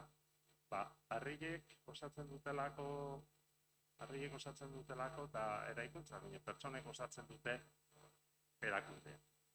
Orduan, gure aldetik esker ona eman nahi dizkizu. Ez nahi diskurso luzetan ari. Bai, esker ona. Esaten dizu, udal batza honen izenia eta aurretik aritu direnen izenia. Eta opa dizugu, ahalik eta bizitzarik goxoena. Hori zuk eraikiko duzu. Baina, badakizu beti esaten dela, jubilazioarekin, jubilatio eta postarekin lotzen dela. Eta hori da opa dizuguna. Gaia aipatu genunean,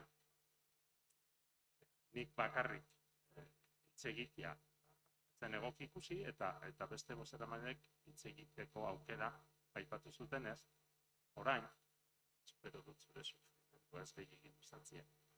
Bai, orain, bozeramaileei emango diet hitza eskerrak emateko. Ni behintzat, hori xea adierazten dizuket, eskerrak emateko.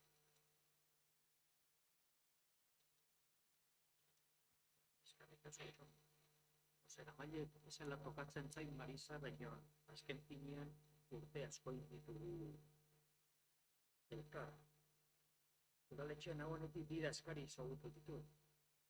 1989an maiatzan elkar ikusi genuen lehen aldiz, aurreko idazkaria jubilatu zenean, eta ordu esperoztik 2017 bitarte, 18 urte egin ditugu, lankide moduan ibili gera udaletxeko idazkari Andrea eta ni udal lankidea. Eta 2007tik 2021 bitarte, 14 urte elkar lanian egon gera ere, zu idazkari bezala eta nik kasu honetan zinegotzi bezala. Marisa, 32 urte elkar lanian, bai, 32 urte elkarrekin. Denetatik ikusi ditugu eta pasa ditugu bai. Gaizki esanak astu eta ondo esandakoak gogoan hartu. Jaso ezazu gure eskerrona, dagoeneko oparia jaso ditugu, espero dut dituzu markatu. Espero dut gustukoak izatea. Omenaldi bazkaria ezin izan dugu egin, ezinezkoa egungo osasun egoera honetan. Beste baterako utzi beharko dugu, baina noski horire iritsiko da noski baietz.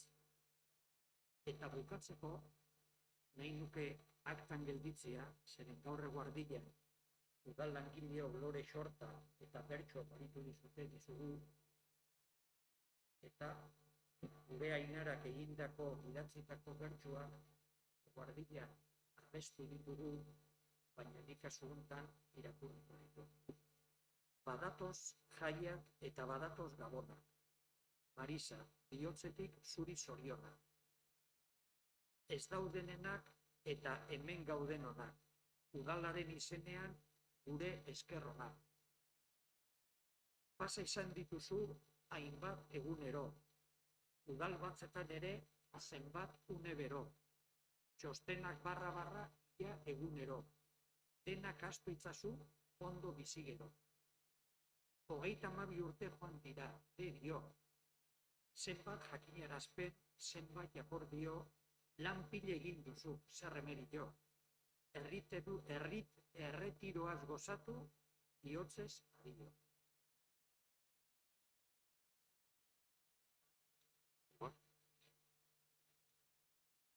Bai, motx ere, gure taldearen izenean, eta alkateak adierazi duen bezala gu hemen eseri aurretik eseri diren guztien izenean, ziur hemen ez daudenak ere akordatzen direla zurekin izandako lanketaz eta zurekin izandako bizipenez, nik gogoan idazkari bakarra dut udaletxe honetan, 3 hamarkada luze dira, eta dena ote saioa banitzen ere, ez daukat oroimenik udaletxean beste idazkaririk izan zenik, nik zu oroitzen zaitut,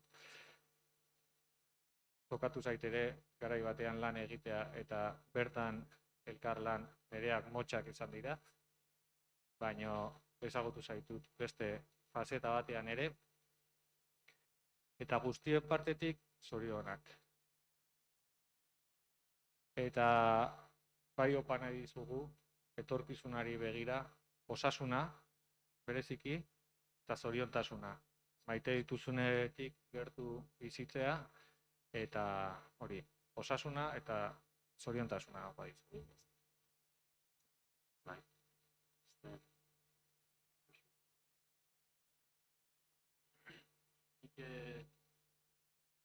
Gure taldetik ere, nik 2007 saltu nintzen honera, beste mundutik netorren, udaletxean. Bueno, nik uste dute hasiera batean, beti galdetu, eta beti izan dut zure babesa, erantzunak, eta hori eskertzen. Horren beste mundu batetikan, zaitasun bilaki. Azken finean, ez nintzen, beste politik batetikan baino, eta udaletxeko mugimenduaren barreneko gauzak problematikoak netortzen. Eta zure inguruan askotan, erantzuna izan de beti zorrotzea, egia da, joten izanean, kristona zeu. Baina hala ere, zuk zure lanian, beti, telefonotian deitzen nunean, beti erantzun izan duzu. Horregatikan, ni badakit, bizitza aurre dihoa, dena aurre dihoa, eta nik uste dut, momentu honetan beste bizitzaren talde bat, beste zati bat izango dut. Eskertu zure babesa eta hurbiltasuna. Eta, espero dut, aurre begira, areitzea zure familiakin eta zure lagunekin. Eta askotan ni badakit, ez da erraza, baina arte 33 urte egon, lan batean, egunero, eta gero aldatzea, ez da izaten erraza. Baina, seguraski, onuragarri izango da zuretzat. Seguraski. Eta, ezerik ez. Eta nik neukan bertzua prepauta, baina beste batzuk upiatu. Eta hala ere, esango dut. Eta beti izan dut. Gaizki izan da barkat. Besterik. Oroitzapen honek egiten.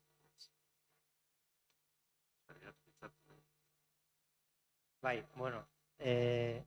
ni izango naiz, zurekin lanean gutxien egon du dena, hala ere aspalditik ere bazauden, ere belarritan, hasi Enrique, nire atxa hemen zinegotzi egon zen garai horietatik, ezakit azkenean Gonzalore, Xavier eta nire tartean, esan zurekin tratua oso gertuko izan dela beti, oso erresa, ezakit, gurekin lanean haitu zeranean beti, modu, ezakit, paregabean eta goxuan haitu gara, eta hori, orain hartu lasaitu eder bat, eta disfrutatu ez ziguzun bezala. Eskerrik asko. Guztioi eskerrenak. Eta jarraitu lanian, baina mesedez, adostasunez. Bilatu zazuen nolabait, eztabaidatzeko gauzak normaltasun batean. Batzutan, ni esaten dut. Ze pena ez izatea aukera esateko esedez. Landu zazue gauza. Ni pena hori daukat, ez konbentzitu jendeari landu behar direla gauzak eta honea plenora etortzeko horri behar dela lasaitasun bat. Hori ez da zuen gauza bakarra. Atzekoak ere gertatu da. Baina beste gainontzekoa eskertzen dizuet egiten duzuen. Benetan. Eskertzen dizuet. Guztioi. Naiz eta ez egon ados gauze batzuetan, eta gertatu zaigu, baina nik aldudan moduan beti nahi izan dut laguntzea zuen lana egitea. Ez dakit ondo esplikatu nahi zen. Ez dakit. Baina hori izan da nire helburua nire lanean. Jendeari lagundu bere lana egiten. Zeren azken finean herriaren alde izan da. Naiz eta lana izan zaila eta bakoitza bere ideik. Hori, espero dut horrela jarraitzea hurrengo langile etortzen diren idazkari. Ez dakigu zein etorriko den, finko, baina espero dugu horrela jarraitzea eta ni gainean hobeto hobeagoa izango. Hori seguru. Eta mila esker guzti.